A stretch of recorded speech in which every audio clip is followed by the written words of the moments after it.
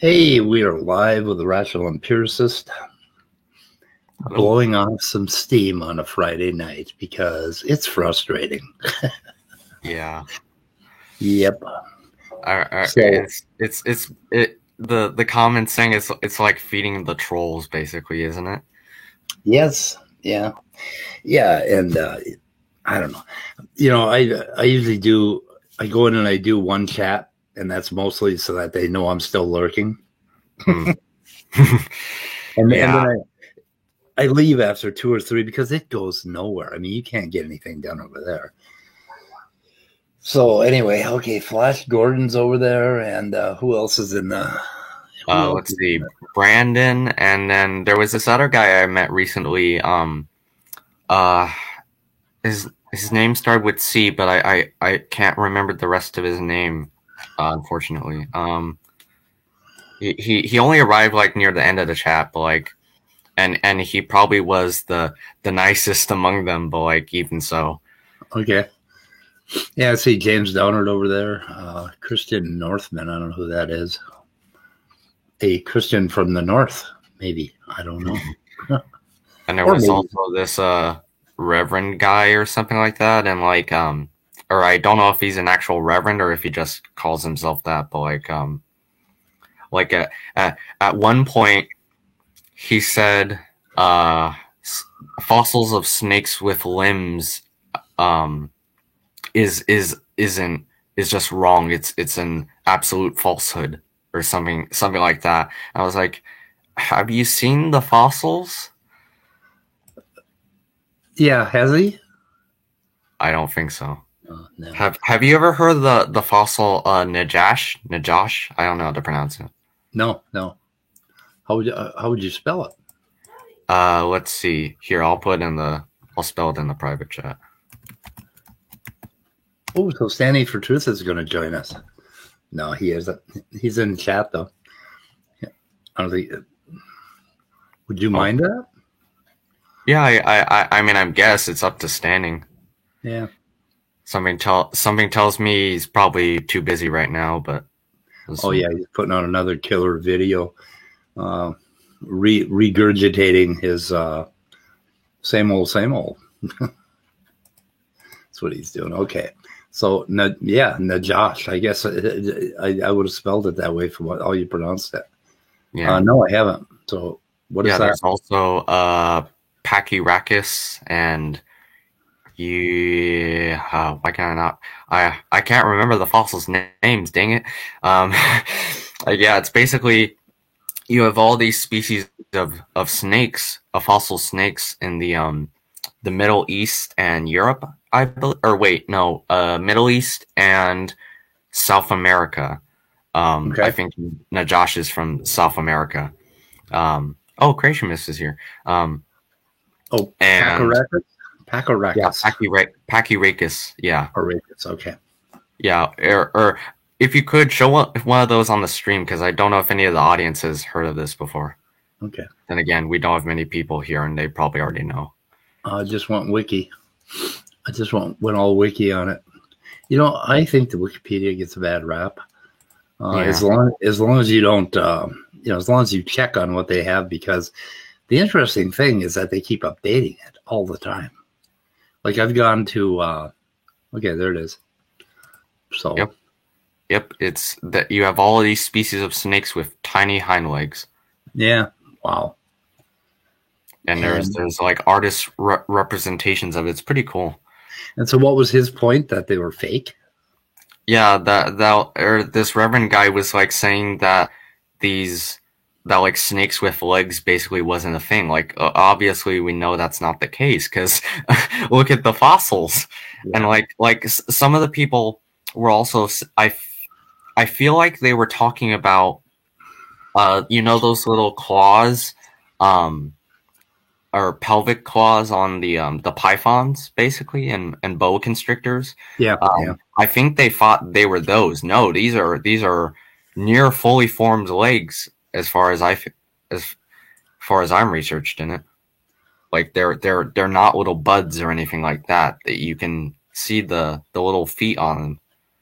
Well, what happened there is a primate grabbed onto a poisonous snake by the tail.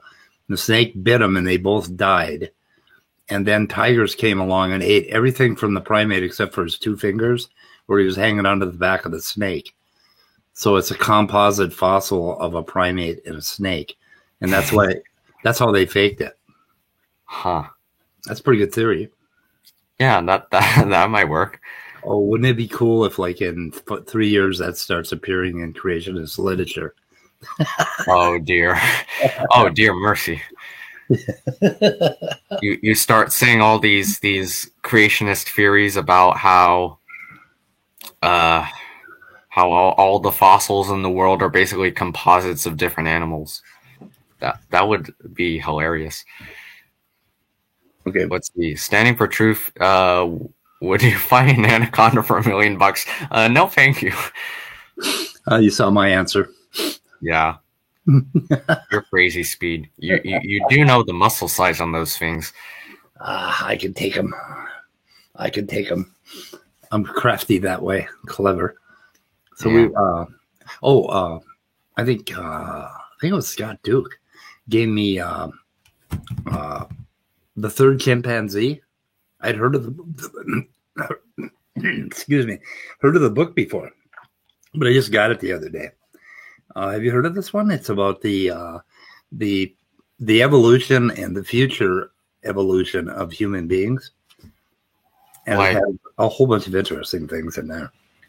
Is it one of those speculative evolution ones? It's kind of I don't know, like it's a pop sci book that somebody did, and it was just recommended to me, and I just started paging through it up there because I just got it in the mail. And it's got a whole bunch of stuff about mating and humans and sexual selection and just all sorts of interesting speculation. And I don't know, I just popped in and I started reading a paragraph, and it said, if a biologist knows the diet and the eating habits of a species, they can figure out the sexual behavior and what the genitals will look like. And I'm like, what? Yeah, I got to read that paragraph more thoroughly. But so the first part, he gets pretty heavily into that because I think that was a shaping factor. But he talks a lot about information that we don't talk enough about, and that is the migration and the separations of different tribes in Africa, in the beginning. And I don't know how much information they have, but whatever they have, he's talking about it. So, but let's see if I can find the book. It's called The Third Chimpanzee, and Scott calls it The Fourth Chimpanzee. I'm going to invite Scott. Yeah. Or should we see if Creation Myths wants to join? Oh yeah, I can put something in the or put the link in the chat, and we can kind of filter who comes in, because we're not going to filter who comes in basically. Oh my goodness, I'm sorry. I am sorry. I have a phone call.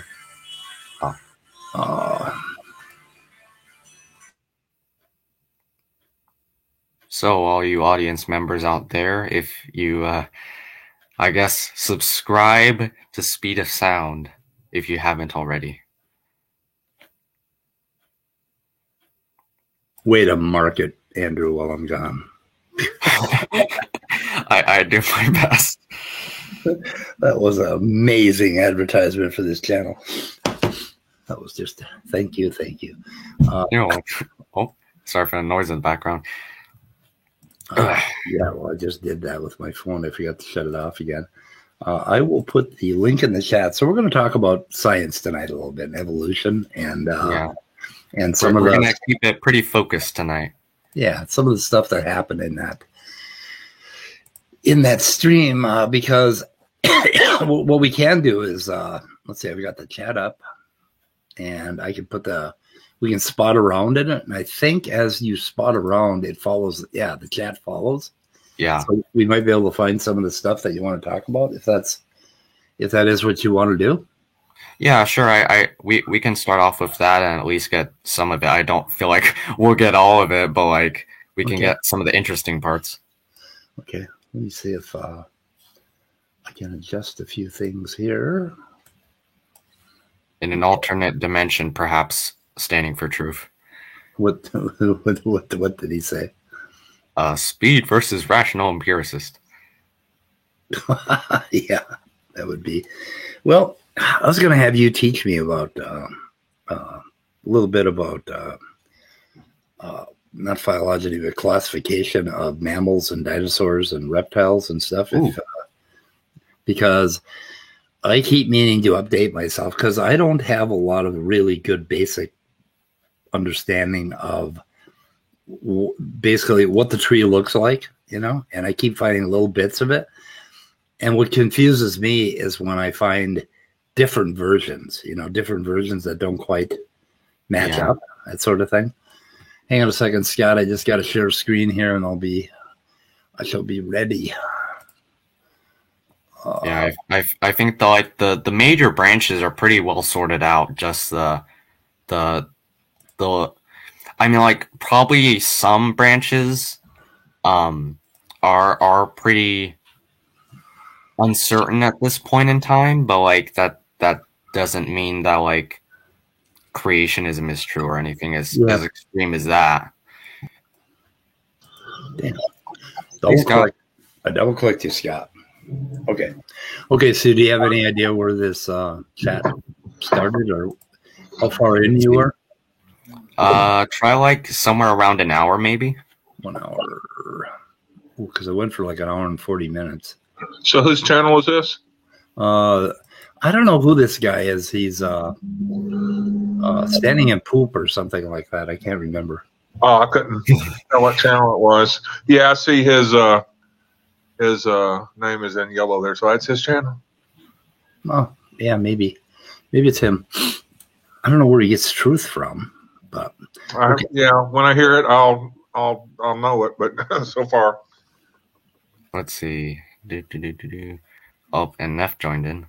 Oh, there's somebody trying to look like Indiana Jones.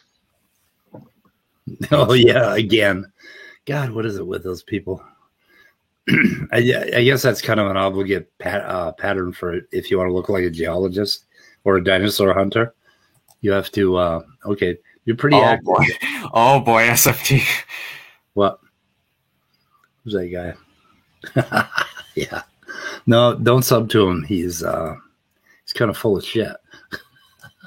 Let's see. I guess I don't know. Maybe this won't work after all. I guess I can kind of summarize what I found most irritating about the chat in there. Okay. So particular this Brandon guy, and the fact that he didn't seem to want to have a reasonable conversation, which I know most creationists, or at least some of them, don't want to. But just here he is. Hello. Hey man. Hi. So Luca put the sauce down. Do you know if it was around here? Yeah, it was a little. Yeah, it was just he kept. They weren't really insults, but like rather than addressing my questions, he kept like just posting random stuff like I already said the how I'm a total clinger on SFT's channel or something like that, and how let's see our brains are vestigial or something like that, and like just kept putting these things in the chat. And our brains are vestigial? What? Yeah, apparently evolutionist brains are vestigial. I don't think he understands the words he's using. Yeah, well if he was serious, no. that just sounds like a jab. Yeah, jabs. Like just his whole thing was about jabs, and he didn't at all address any of my questions or my points, or like when I was trying to like say, okay, you better know this, and this about evolution, or otherwise you pretty much don't understand evolution. He responded with, you must know something specific about Christianity, otherwise you don't know anything about Christianity. Like that doesn't really work. Yeah, it doesn't. Yeah, what does a religion have to do with science? It's weird. But, Exactly. I mean, so- I can see where both of you are coming from, kind of, but go on. Okay, this is you where realize too, I think that you just have to kind of fish somebody out and realize they're not being a serious. I want to say the word interlocutor, but I don't like using that word for some reason. Just not being a serious. It's overused. Yeah, he's being a jerk, and you're trying to be serious, and you just have to figure out a point. Oh yeah, this guy's just out for lols or whatever, or he has a bone to pick with evolutionists maybe, because there is that tendency. Everybody has it to get kind of a hostile kind of feeling towards what you perceive as the other side. And I'm just as guilty as anybody, and Christians are just as guilty as anybody. Yeah. But anyway, you just have to bow out of that thing. Say, well, if you're not going to be serious, then forget about it. Yeah, this channel on a daily basis provides evidence, so that indicates that he's a fanboy, SFT fanboy. So, I mean, to be fair, so am I. Standing, I love you. Oh boy. Are you guys? I just finished watching Deadpool and then Deadpool 2. It was a great miniseries there. My mic on? Do you guys hear me? Yes. I do hear you. I do hear you. Or is it or gay or Jay? Or gay? Sure, I like it. Choose one and go with it. Or gay. Okay. Or gay. Or gay. Hey, or gay. Hello. The reason you don't want to use the word interlocutor is you can't help hearing Danny say it. Well, that's true. That may be true. I don't know. Yeah, and I've heard other people use it. That's why I said it's overused. Yeah. And one of the funnier comments in the chat, if I may interrupt, was like, I believe it was it wasn't the Reverend guy. It was Mashi, something like that. And he was basically saying how the terminology keeps changing and it's not the same way Darwin used it. And I'm like, of course it's not the same way Darwin used it, because science freaking changes. This Right. guy on the left is this the uncle that we kept throwing out of Thanksgiving dinner? I think that's my uncle. I think we would. Yeah, well, you found your long lost uncle. Yep, my long lost uncle, and we never let him come to dinner because of the shit he would say.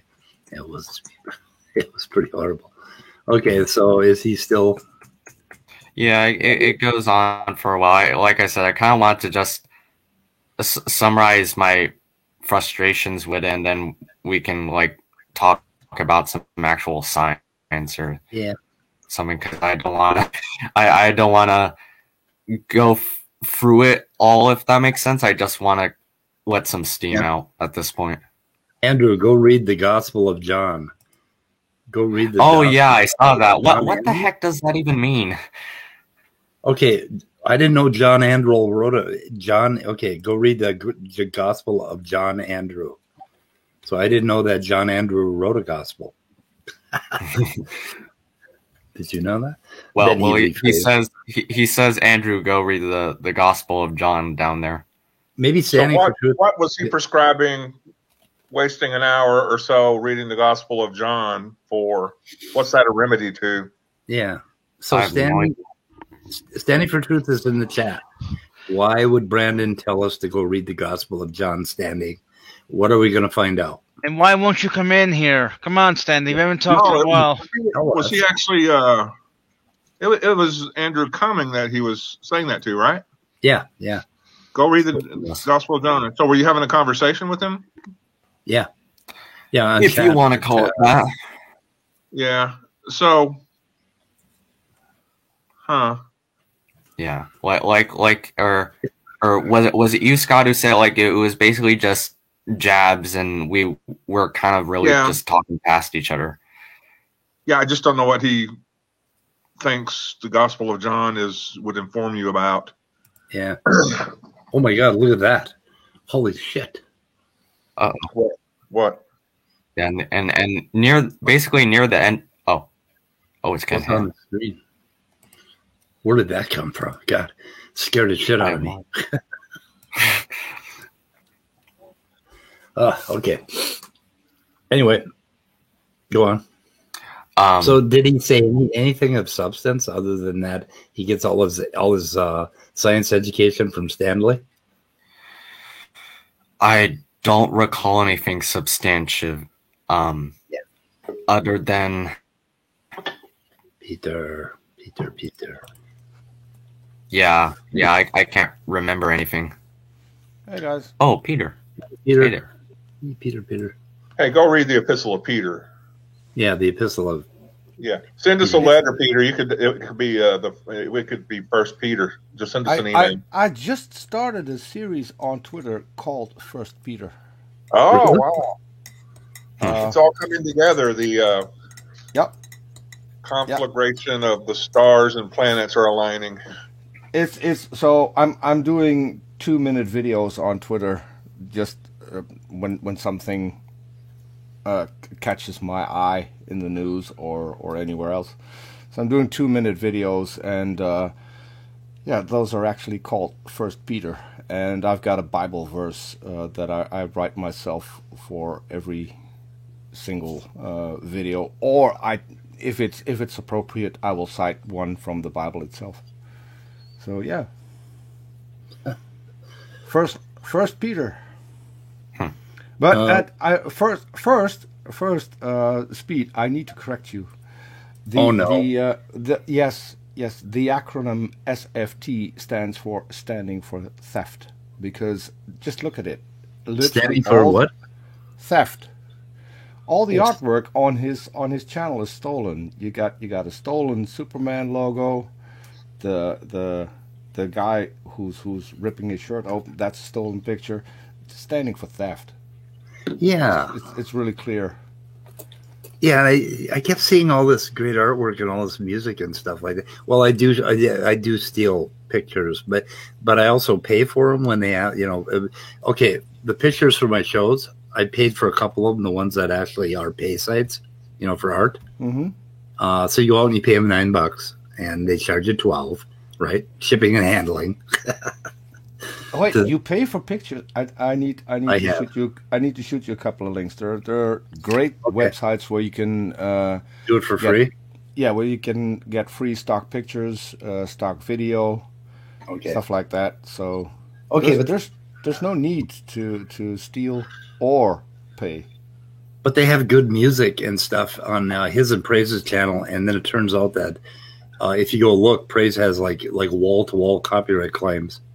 I mean, almost every one of his videos. How in the hell does he get away with that? I thought it was 3 strikes or something. I don't know. Yeah, I don't know. I'm still waiting for Standing, by the way. He's in the side chat. He's probably going to run when I'm here. But Standing, I still haven't had an email. So I know a good topic. Let's talk about Christian versus atheist morality. I think that would be a good topic. We were actually doing that a little bit yesterday, weren't we? Or no, not versus. No. Yeah, but I see you dug up John McKay. Yeah. Is he still around? John McKay. What's his deal? I was googling him and couldn't find him. Yeah, he made a couple of videos. I think some years back. Let's see, a geologist. He's a bit like he does geology. A bottom feeder when it comes to creationism. It's your usual trope. Nothing new. So, Peter, let's do that tomorrow on the weather report. Andrew wanted to. This is for a rational empiricist, and we want to kind of get into some evolution topics, I think, and things like that tonight, if we can. Sure. Yeah. But I also saw Guts Gibbon is in the chat too. I guess I'm hoping she could join. Yeah. She's always a blast to have on. Yeah. Is that okay, Peter?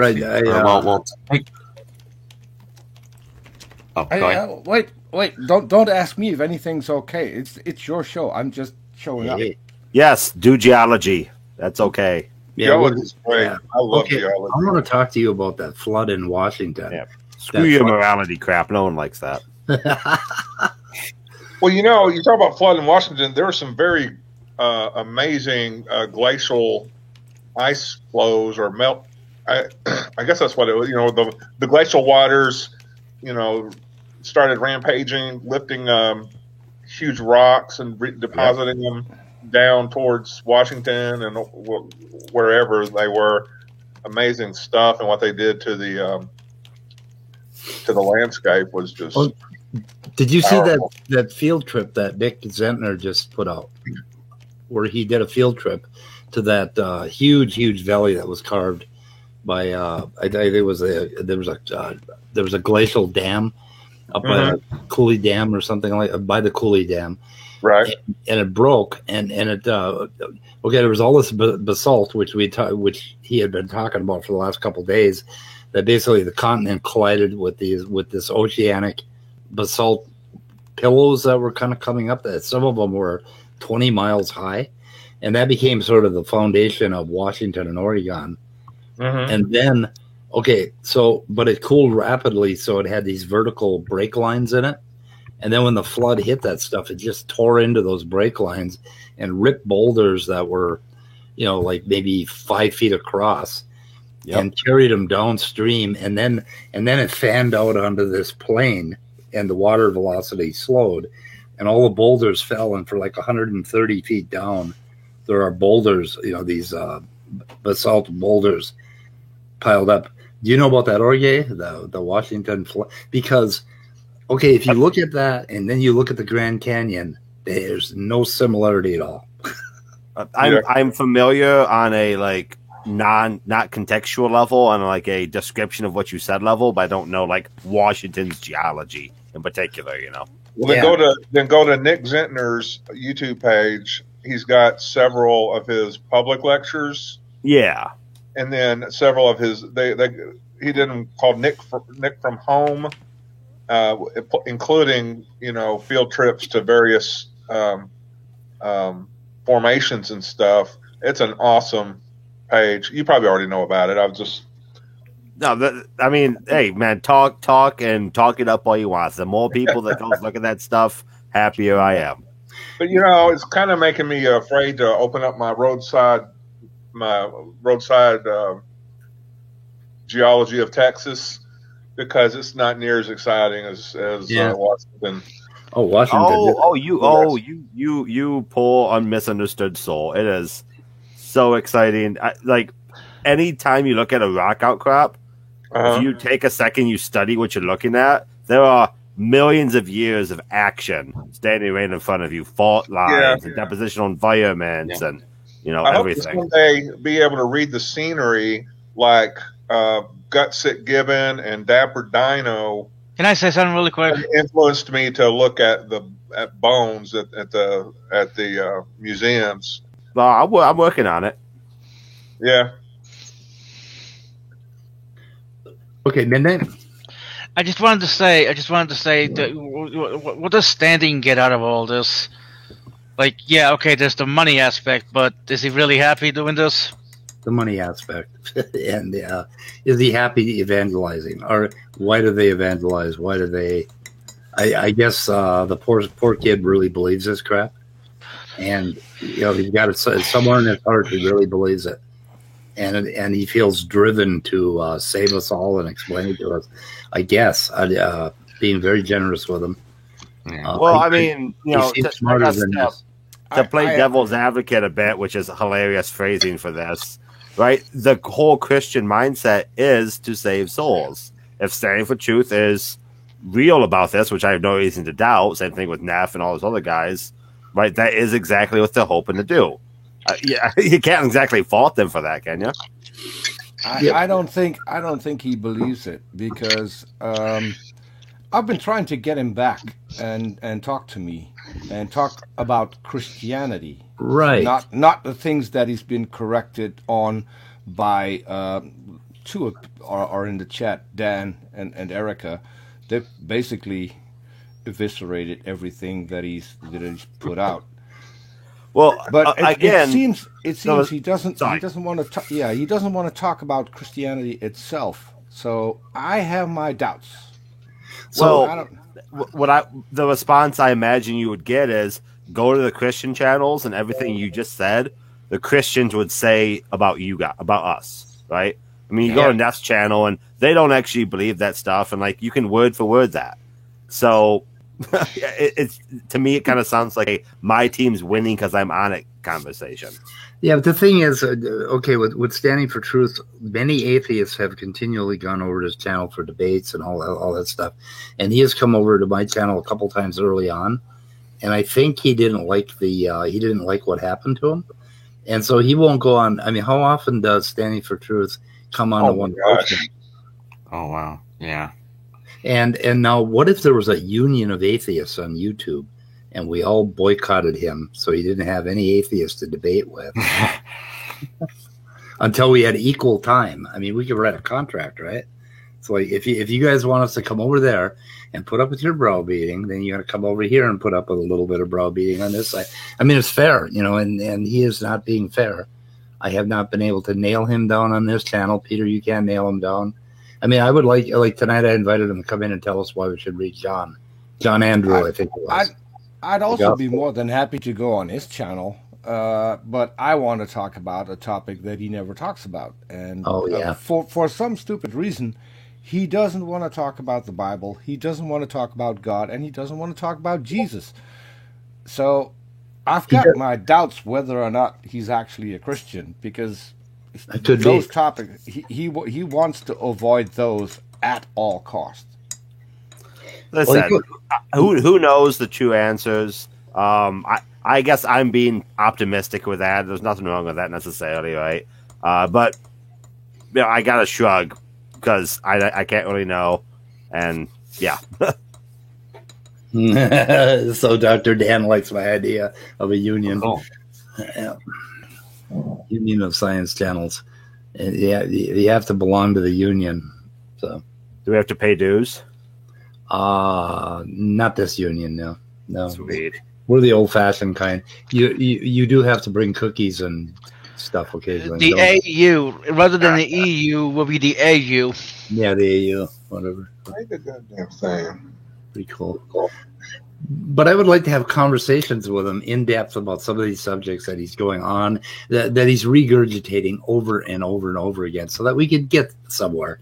So if nothing else, we can all both come away from it with new material. Ooh. I don't think Standing is interested in that. I think he's just interested in, same old. Preachy. Propaganda, and he's got a bunch of fanboys following him around, just fucking eating that shit up. And when Raw Matt the Fruit Bat comes on, people think, "Oh my God, Raw Matt showed up, Professor Raw Matt." The public. Fruit Bat. I have yet to talk to him. Professor. I keep hearing that's a good thing, but I have yet to talk to him. It makes I every time I see him, I wonder why doesn't he have a beard? If that is preventing you from getting hurt when you get punched in the face, he should be one to wear a beard. Why would Standing want to come on the channel when you make stuff up about other people in different streams, Speed? Okay. What? Okay. What? I don't know, something about making stuff up about different streams. So Danny wanted to come on and school us because we were psychologizing. I was happy to address that question, by the way. Well, you can. You just Danny's not going to respond. Yeah, but I'm not going to let this turn into a Danny stream. Okay. Aww. No. So what did I make up? Danny, it's your turn now. No, I'm not. Danny. My question is specifically for Speed, who was making stuff up about me today. Hold on, but you said it to me, right? No, I don't know you, Peter. I know Speed. Speed made stuff up today. About you being a weenie? What? About you being a weenie? No, you didn't say that. I don't really have a problem with that. You said that I argue for things that I don't believe in, which is just a flat-out assertion that you and John refused to support when I demanded it in front of the stream. Well, apparently you didn't understand. What is it that I don't believe that we were speculating, Danny. We're speculating about your motives because you come on. I mean, like, what did you do today? You come on, and what did you pick on us about today? It had nothing to do with the conversation. It didn't move the conversation forward. And then so John suggested that you just like to fuck with people. That's what he suggested. So we were musing. No, we never made it up or said, "Oh, Danny does this" or "Danny." What does did I say then that was irrelevant to the topic that you were talking today? Well, Today at the don't you remember? I don't remember what you come up with. Well, then today. you're just making more stuff up. You're just simply asserting. Yeah. Danny, can I throw something in? The fact that you came on here and in the middle of another discussion wanted to have this discussion. Yeah, he just did it right now, right? I mean, you just did it. Yeah, he just proved what we were talking about. And it's like, do you really actually believe? I booted him from the studio because I just don't need this shit anymore. If he wants to come on and talk about whatever we're talking about in a calm manner and not overtalk me and just like all of you guys, we have a conversation. And even Otangelo I can have a conversation with. And Danny comes in, Steve. So what you're saying is you're saying that Danny is worse than Otangelo. Wow. I said Danny was a wiener, and Danny okay, and I asked Danny, I said, is that what I was making up? And he said, no, I wasn't making that up. So apparently Danny agrees that he is a weenie. Have you seen what he looks like? Yeah. Well, oh, there he is. No, I'm not gonna go there. He's a perfectly attractive-looking gentleman. Yeah, like in the rage today, Danny, you brought something up that was some little irrelevant, nitpicky point about I don't know what the hell you were going on about. I don't know, something about some logical problem that we, because we're just chit-chatting with each other and we're psychologizing the creationists and we speculate about what they're doing and what they think. And if you've ever, I don't know if you've ever been on Praise's stream, but that's pretty much what they do for 8 hours with us. It's talk about how, they just want to sin and they don't really believe this and they're being indoctrinated and all this bullshit. I mean, we're both doing it on both sides. Okay. This is what we do. This is the goddamn game. I'm sorry. If you don't like it, buzz the fuck off. No, he's active in the chat. He's pretty active. He's an active dude. I appreciate that activeness. I don't know. Should we bring this SF back around? Yeah. Yeah. Or I was just gonna ask, can we I guess take the stream down and just talk about like more biological subjects? Damn it. That's his geology right there. I came on here because I see Great Flood, fossils, and evidence. Not biology. Okay. Okay. Bull crap. I'm calling this. Well, there actually wasn't that much geology as far as I could tell. It was just. But he looked Indiana Jones geology. I've seen that movie. I promise.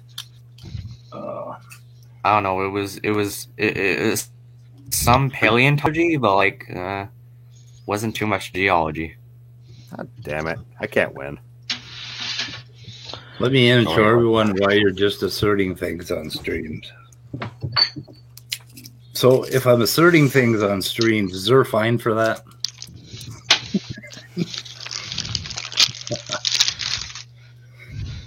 Who the hell is fixing their cabinet or eating their chips again? I keep forgetting to mute. I bet it was him. I was about to say midnight. I muted you. You're going to mute when you're done. Well, I got chips I can eat too. Oh no. The gas station had vegetable thins for half price, so I bought a box. No. Do not bring those on the show. Okay. So what the hell are we going to talk about, Andrew? So let's see. I guess actually this might be something Orge can chime in on.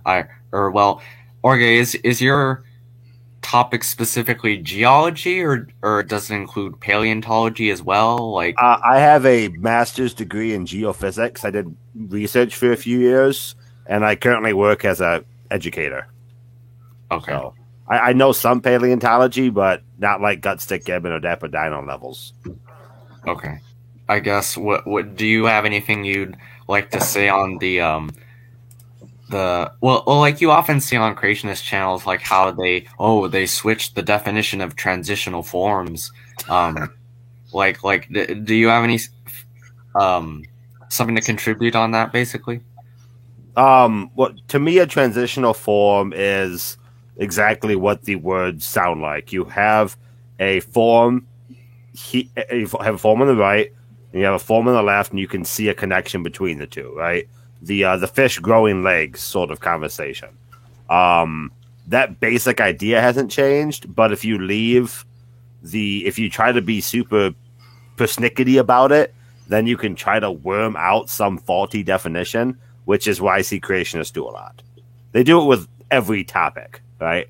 I mean, it's not rarely, if ever, do you have paleontologists actually have these discussions on YouTube live streams. So it's a whole bunch of people that read the abstract and call it good, you know?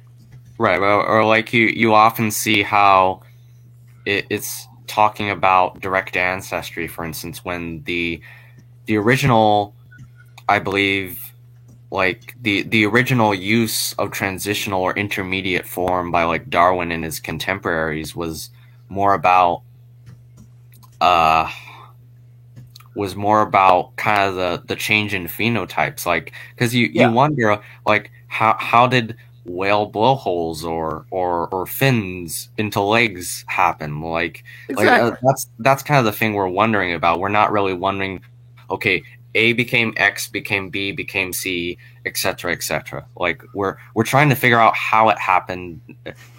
I guess, am I kind of making sense to everyone here? My understanding is that's pretty much the same, right? Because the fossil record is very rare individual snapshots. You don't have a perfect flow from one species to another. Fossilization is incredibly rare. So you have to think about how this could happen. Where did that blowhole come from? We don't have fossilized blowholes. So you got to look at the bone structure, think about how the muscles connect, and come up with ideas that make the most sense. That's 98% of science is in the thought process, right? We see what gravity does, but I don't have physical gravity to experiment with, right? So yeah, I would say what you said is correct. Yes. Okay. Yeah, that actually reminds me of one of the other funnier comments in this chat right here, or not this chat, the chat on the screen, was basically, I think his name was Flash Gordon, was talking about transitional forms, and I'm pretty sure, like, he didn't specifically talks about crocodiles and ducks, but he pretty much used the same idea as the crocoduck. I was like, are you freaking kidding me? Was it, let's see, what, okay, this is the cat dog. Yeah, this is pretty early on, so let me see where I'm at here. Flash Gordon. Andrew Cumming, I agree, good evidence, God done it. Things start picking up from there. Fossil record could only be formed by rapid catastrophic burial, and homology is just a game of which one of these is not like the others. No transitional species, dead or alive. So, okay, unpack that. Yeah. I've brought that up with Neff 1,000 different times. That is that rapid deposition, it completely goes against the basic fundamental idea of geology, which is depositional system. Like, not everything drops the same way. If you go to the bottom of a lake bed, you don't see beach sand, right? You see mud, right? Because the bottom of lakes produce shale and beaches produce sandstone. Yeah, it's ridiculous. You don't find poorly sorted material on the bottom of calm lakes. That's at the tops of rivers because the rocks haven't had enough time to hydrologically sort. I mean, it's... So has anyone ever come up with a wild estimate about, out of all animals who have died, how many will end up being fossils, good fossils? Go ahead. Sorry. Go ahead. No, I've talked a lot.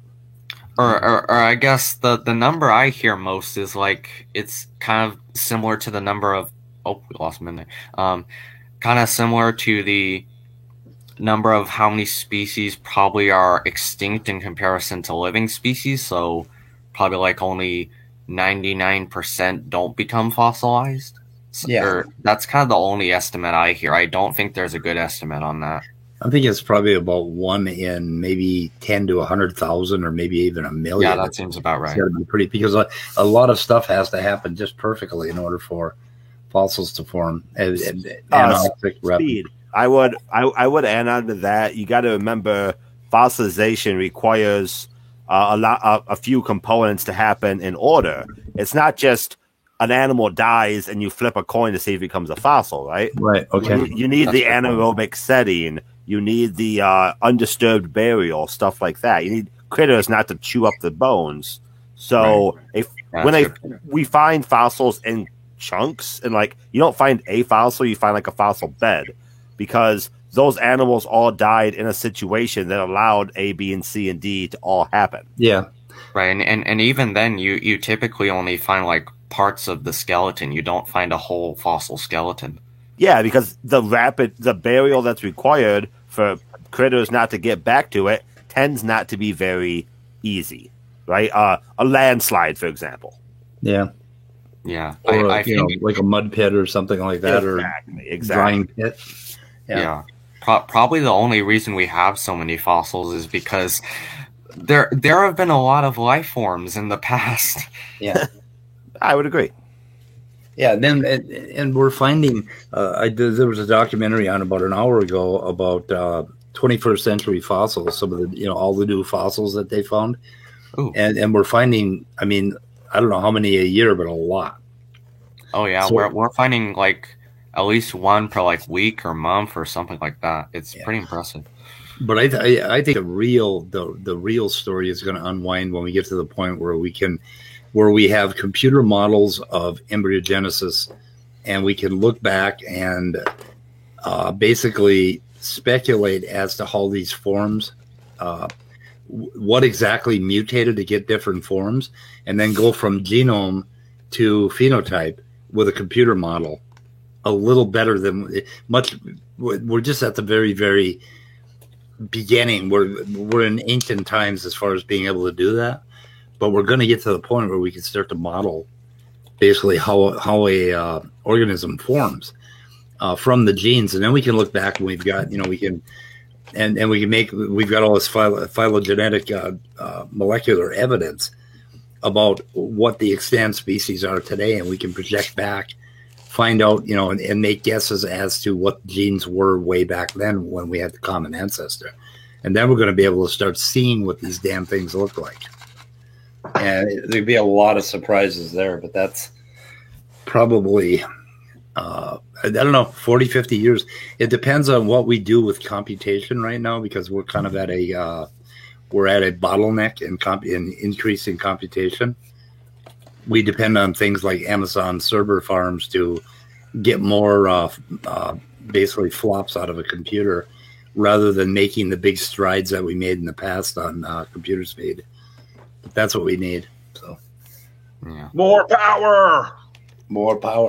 But what would you call that? I don't know. Computerized paleontology, basically. Essentially, right? There's only so much you can do with the physical evidence. Yeah. Well, yeah. Anytime you're talking about like putting together 3D representations of what's been found. Well, here's the deal. A lot of you here play games, right? And you play World of Warcraft and things like that. And these guys, hang on a second. These guys use physics engines to put together those games, so that when you hit something or you walk into something, you walk around it, or you bounce off, or you drop and roll, or there's gravity and all of that, right? Well, there's another kind of physics engine that we need, and that's a sticky soft body physics, where we can model cells and how cells are impacted by physical things that shape them. And then we model the extracellular matrix, which is the stuff that gets exuded outside the cells think of it as putting cells inside of little cotton balls of various consistencies and types, and these cells stick together, and then they get contorted. Like, for instance, if you want to create the inside of an organ, like your brain, for instance, because it's a tube that forms, and what happens is the cell at the top constricts. For this little row of cells in a big sheet of cells that's flat, right? The top cells will start to constrict at the top of the cell. And what that does is it pushes down and creates a little tube. And then it seals together at the top. So we need physics engines that will model that kinds of goings on. And then we go from there to the pathways, and we can actually model how an organism forms. That's what we need. That if anybody is into computers and biology, this is going to be a wonderful future field that is going to blossom. I'm surprised there's nothing out there like that already. Yeah, they're doing some of it, but I haven't found any really good labs that are really getting into it, because I would go to work for them. But and then any of you kids out there who like computers and like gaming, this is the ultimate computer gaming platform, basically. The creation of life, that sort of thing, and organisms. I think it's. I'm very hopeful. We have a wonderful future ahead of us, learning a whole lot of stuff. So, anyway, that's my diatribe. Soft body, sticky physics engines. If anybody finds anything like that, email me, call me, write me, drive over here and knock on my door. I don't think that last one's going to be sufficient. Smoke signal? Huh? Yeah, smoke signal. I usually shoot people who knock on my door these days. So, oof. I had a guy come and try to, he's roofing my neighbor's house, and he's like, we had a hailstorm, I'd like to check your roof for damage. And I'm like, and he kept coming closer to me, and I kept giving him this gruff look. So he backed off. So he was like 20 feet away. He said, well, I'll give you my card. And I said, put it in the mailbox. And I was really mean to him. But it's like, you stay the hell away from me, you COVID-infested bastard. Yeah. Trying to sell. And there's a guy when I was getting my car safety inspected, and I was sitting in there, and there were like 3 people in there, and there's this one guy. He had his mask over his mouth, but his nose was just sticking out. He had a pretty big honker too. Yeah, maybe you just can't keep a good mask on. But I thought, man, they're just spewing out of your nose. COVID mask. Or something. Yeah, it's a saggy mask syndrome. I just hate it. I mean, I have these, the ones at the wire at the top, the N95s with, and I like seal it around my nose, and I do everything but paste it to my nose. I mean, if I had glue, I'd probably glue the goddamn thing under, to be honest. But I'm not getting this shit. I'm 4 days away from the vaccine. Damn it. I already got my first shot. I'm very happy I did. Which one was it? I got the Moderna vaccine. Moderna, that was the one I got. I got both of mine. Oh, lucky you. They're going to flip a coin when I go on Tuesday. I don't know which one I'm going to get. They said, what are the other? So it probably don't matter, right? Yeah, probably not. One's 90, one's 95, but it's going to feel good to get in the process and try to get back to some normalcy, because I don't know. I've been going through some interesting times as far as mortality, and worried about and how quickly a person can die. And of all the ways to go, I do not want this virus to be my way. Anything else, I don't really care what else. I would love to be hit over the head by a good 100 to 200 pound meteorite, just all at once. I wouldn't feel a thing. It would be a great, almost like a fireworks show, I guess. Oh, a hydrogen bomb, strapped to a hydrogen bomb. That would be. I could do that, just like the Slim Pickens. Yeah, exactly. Yeah. Yeehaw! Was it? Yeah. Did you ever hear the backstory about Slim Pickens in that movie, and how he didn't really know what he was getting into? And And he wanted to do that yeehaw thing. I think that was his idea. That's the only way he was going to do it. That's right. And they had to put him. I think they actually put him into one of these bomb pits or whatever, and he was really irritated and almost quit a few times because of what they were doing to him. It was a pretty interesting story. You know what we're talking about, Andrew? No, I was gonna say I got distracted. What the heck are you guys talking about? Old movies. On, Dr. Strangelove, yeah. Oh, if you haven't how seen he stopped worrying and learned to love the atomic bomb or something like that. Yeah. It's I think it was like one of the early Stanley Kubricks, right? Correct. And it is just funny as hell. Who the hell is it? Peter Sellers. Peter Sellers, yeah. This played three characters. Three characters, yeah. And he created all those characters too, and he just went off on his own, and Kubrick had no control over him. But the German guy who had a hand who got an arm that got injured in a war, and he couldn't control his arms, and the arm was always trying to strangle him. Yep. And wasn't there somebody who's always trying to do a Heil Hitler? That was Dr. Strangelove. The mind hero, I can walk at the end. Yeah. Yeah, his one arm was a Nazi, and the rest of him wasn't. And this Nazi arm kept trying to strangle himself. You know, it was funny as hell. And Sellers came up with all that stuff. But there's a documentary about the making of that movie, and it's pretty cool. It's really awesome. Anyway, so Speed, I feel like we should wrap up soon, but like I kind of want to see if like. I really like. I want to see hear Dr. Dan's thoughts on something specific, because like at the end of the chat I had, or the live chat comments today, like some of the people were talking about basically how science doesn't change, or like science is objective truth or something like that. And I guess I want to hear Dr. Dan's thoughts on this, if he could maybe come in and I guess educate us on like how the scientific community kind of works. Yeah. Because I feel like creationists don't understand how science is authoritative, but like it's also not authoritative. Well, Orga, you're going to love this. Science works just like a fault, you know, with pressure and a slip, that sort of thing. You know, builds up pressure and then all of a sudden it slips and slides. And I think that's kind of the way it works.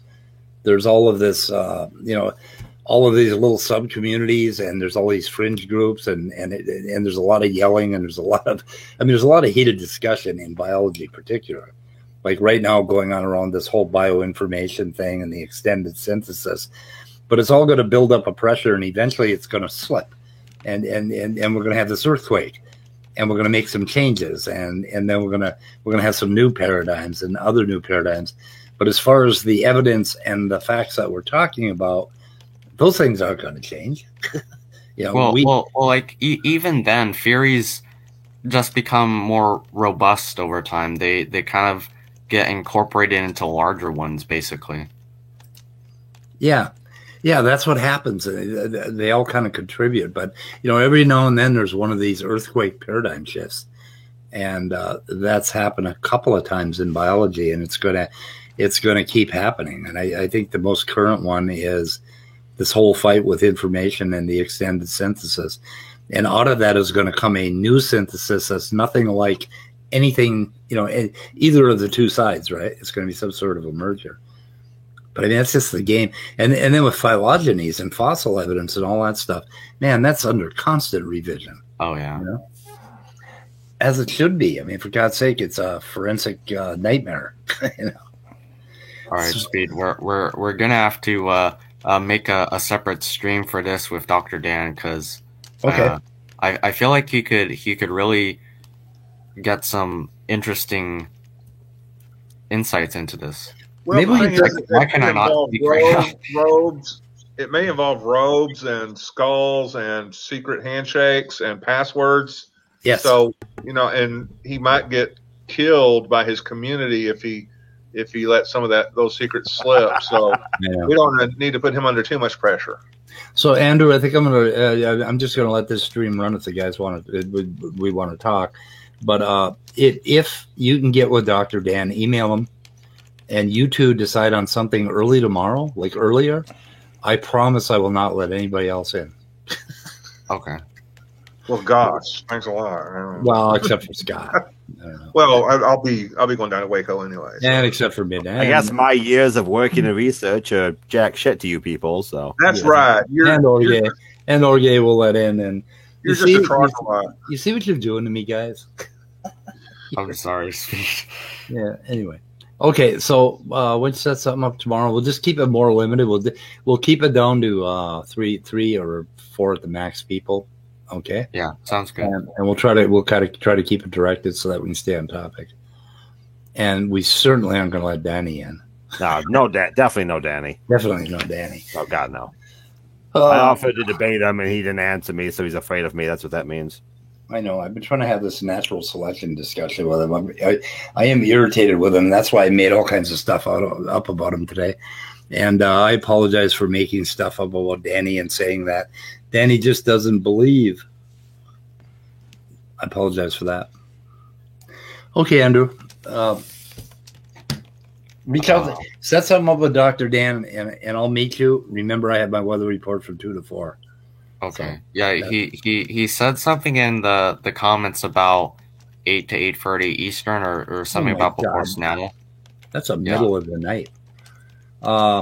Eastern. Yeah, that's fine because we can do it right before Saturday Night at the Atheist. So that's 7 o'clock my time.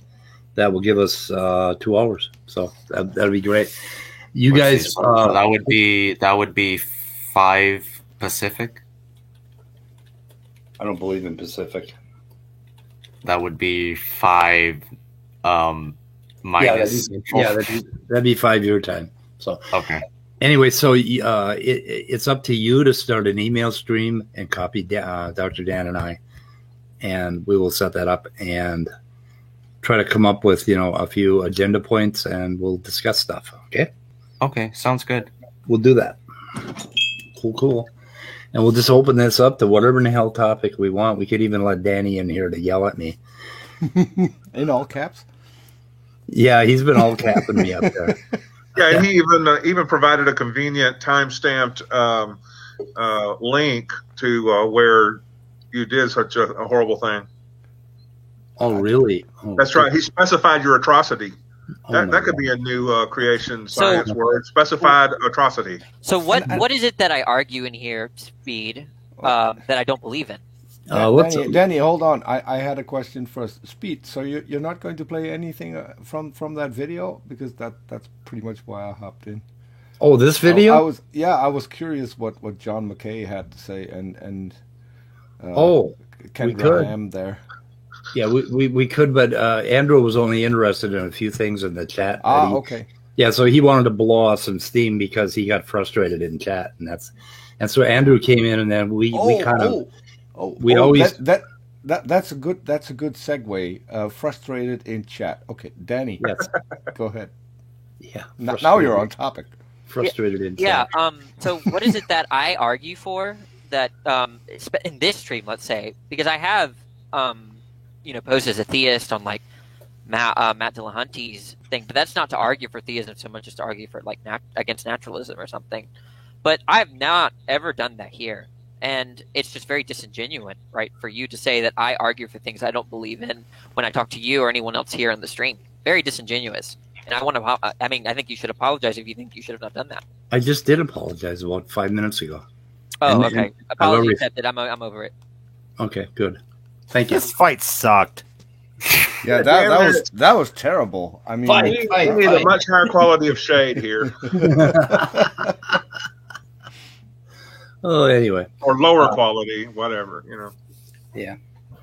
So, does anybody we could review this video? What did Orge want to talk about? I didn't see. I was looking for the timestamp for some video. What is it that you were asking? All I was saying is if you want to, I know you like philosophy, and I've got a little bit of experience like philosophy of science, philosophy of education. If you want to have a discussion on that stuff sometime, sure. you're gonna outrun me because your knowledge base is better than mine, but I'm somewhat knowledgeable. My knowledge base for philosophy of science is too basic for me to be comfortable. So there might actually be a good conversation because there's, there's not like I have a lot to consider. Sure, I'm just saying, like as I said, my background and my experience gives me some understanding, and like you, I'm an educator, so we could bounce off ideas like that too. But if you want to talk, I'm always good to talk. I find it enjoyable usually. Do I have a channel? Yeah, I got biggest channel on YouTube. You kidding me? Oh, it's huge. It's huge. I'm gonna be. I got them fat, YouTube bucks. I'm sitting in a chair made of them.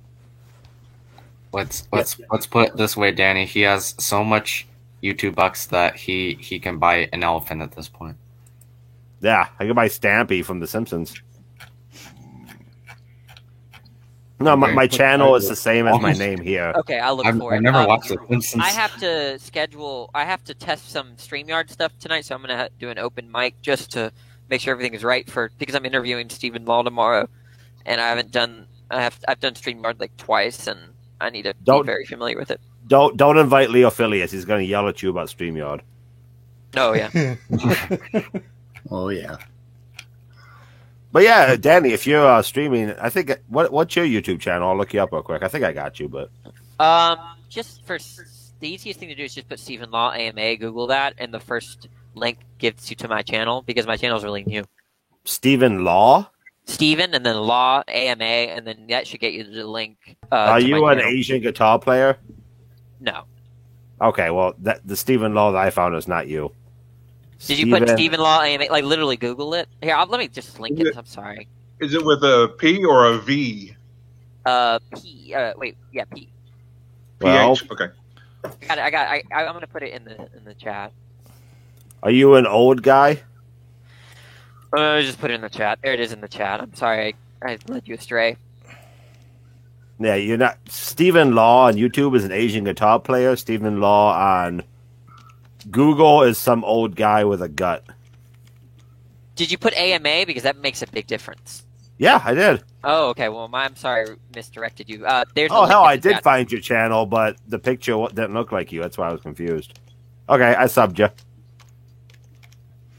So all of you are pretty knowledgeable when it comes to creationists. I asked Standing for Truth in the side chat why he doesn't want to discuss God, Jesus, and the Bible. His answer is, I get the feeling you like to discuss political related topics. I'm not into politics. Is Jesus in politics these days? I don't know. I may have missed that. In the South, they think Jesus is, but yeah, you hear his name thrown around a lot. Yeah. Yeah, I heard. No, Stanley. Peter likes to talk about belief and faith, right? And why people believe them. So politics related topics come from God, Jesus, and the Bible. I was not aware of that. Yeah, well, in my country, that's not the case. Standing. In this country, we have a constitution that kind of tries to. Peter, you got a couch I can sleep on? Sorry? Have you got a couch I can sleep on? A sofa? Yeah. So I live with two women. 9 out of 10 times, I'm the one sleeping on the couch because of my behavior. Yep. Peter, what is your? You said you wanted to talk about with the Standing, that is about Christian and atheist morality. Yeah, what's your moral view? So, what's my moral view? Yeah, because I don't understand. Atheism morality is there. I don't think that's well defined. So, I didn't know what your view was. No, so I've got a channel. I'll maybe Standing is better in listening than he is in reading. I've got a channel where we were interested in people who believe in a god or gods. That's what we want to talk about. It's not about politics. It's not about science or lack of knowledge thereof. It is about the person that we're talking to at that particular moment. And for some reason, Standing won't do that. He won't talk about what he believes and yeah, I understand that. I just wanted to know your moral view.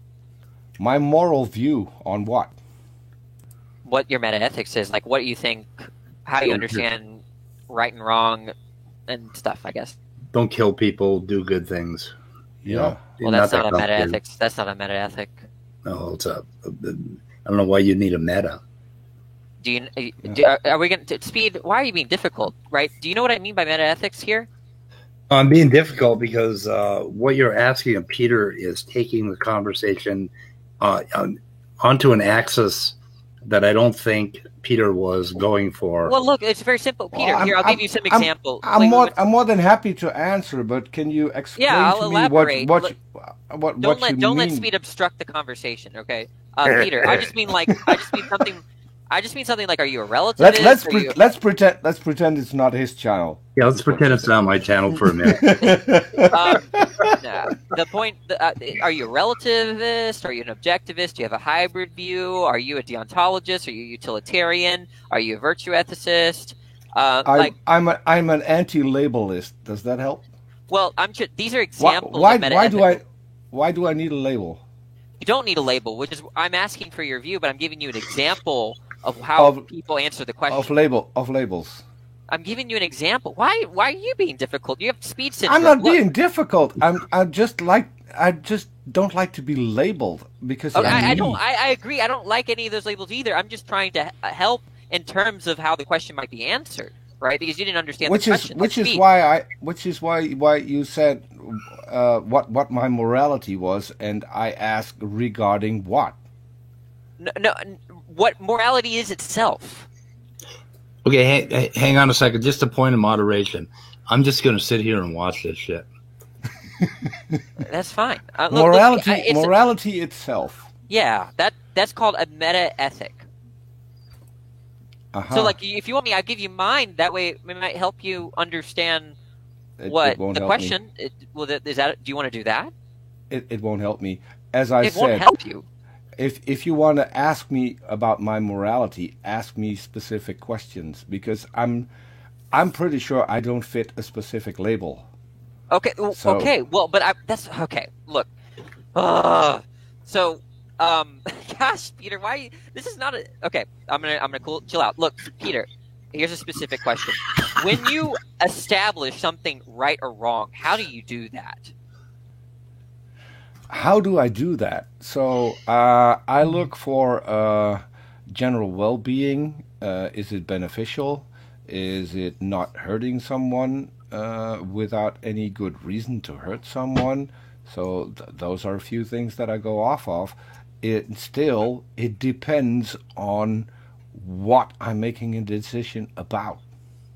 Yeah. Okay. So a lot of what you said there sort of, and this is not like, but a lot of people do this. A lot of what you said begs the question because you just gave synonyms for like right. But I think the last part of what you said seems to indicate that you're some kind of particularist, meaning that how I understand what's right and wrong depends on the context I'm in. I don't use principles. I don't sort of reason from. I don't use reason itself to determine. How's that in any way special? I mean, shooting someone in the head I would say is bad. But if that particular person is holding a gun and is aiming at me, then it becomes a different question. Yeah, so kind of if I'm then a particularist, no, I'm not a particularist. It depends on the situation. That's what particularism is, Peter. Well, Danny, you realize that Peter said throw them out. I think you're being really particular about that, but that might be. In particular, you realize people don't carry around dictionaries of moral philosophy and identify their method of morality. In fact, a good Socratic method of diagnostic questions is a good idea. Wait, Scout, you missed it completely, right, Scout? I was doing some chatting in the side chat. Okay, so but then be fair to me. I told him what particularism was. I'm like, it seems like you're particularist. It depends on the context. I would call that normal. I mean, oh my God! Do you know? Hold on. Do you know anyone who would not shoot someone in the head when they're about to be shot themselves? Look, some people hold principles, right? Particularists don't hold principles, and they get shot in the head. Oh my God! Yeah, that's fine, but you're saying nobody holds the principles. That's not fine. It's not fine to be shot in the head. That's according to my morality. That's not fine. He wasn't saying that it's fine to be shot in the head. No, this channel does not advocate being shot in the head. Right? No one does. I mean, Peter, have you never talked to anyone about like metaethics? I mean, it's fine. What are meta ethics? Define meta ethics. Like how we establish like what right and wrong means, right? And you did try. I'm not. You said that you said it was beneficial, that if it was good reason to do it. You said all these things, right? But it sort of pushes the question back a step, right? It's kicking the can down the road to what it means to have a good reason for something. It's a useless question. What does right and wrong mean? Is a useless question. Yes, because it depends on the situation. Well, that's a particularist view. You're just a particularist. I'm just pointing out how useless the question is. Well, there are people who don't believe that it depends on the situation. They'd say that in every situation you can imagine, it's always wrong to do X. Is that Brenda? Yes. Hi. Yes, I got a tan. Can you see that? I got a tan. Oh, nice. Very tan. I'm impressed. And you're playing the ukulele. I'm not impressed. Ukulele is easy. How much are ukulele lessons these days? That's Obama, by the way.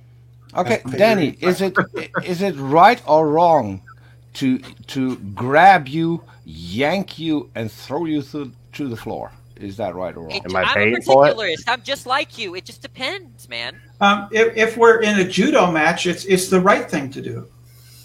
Yeah, it's also the right thing to do if you're about to walk off a cliff.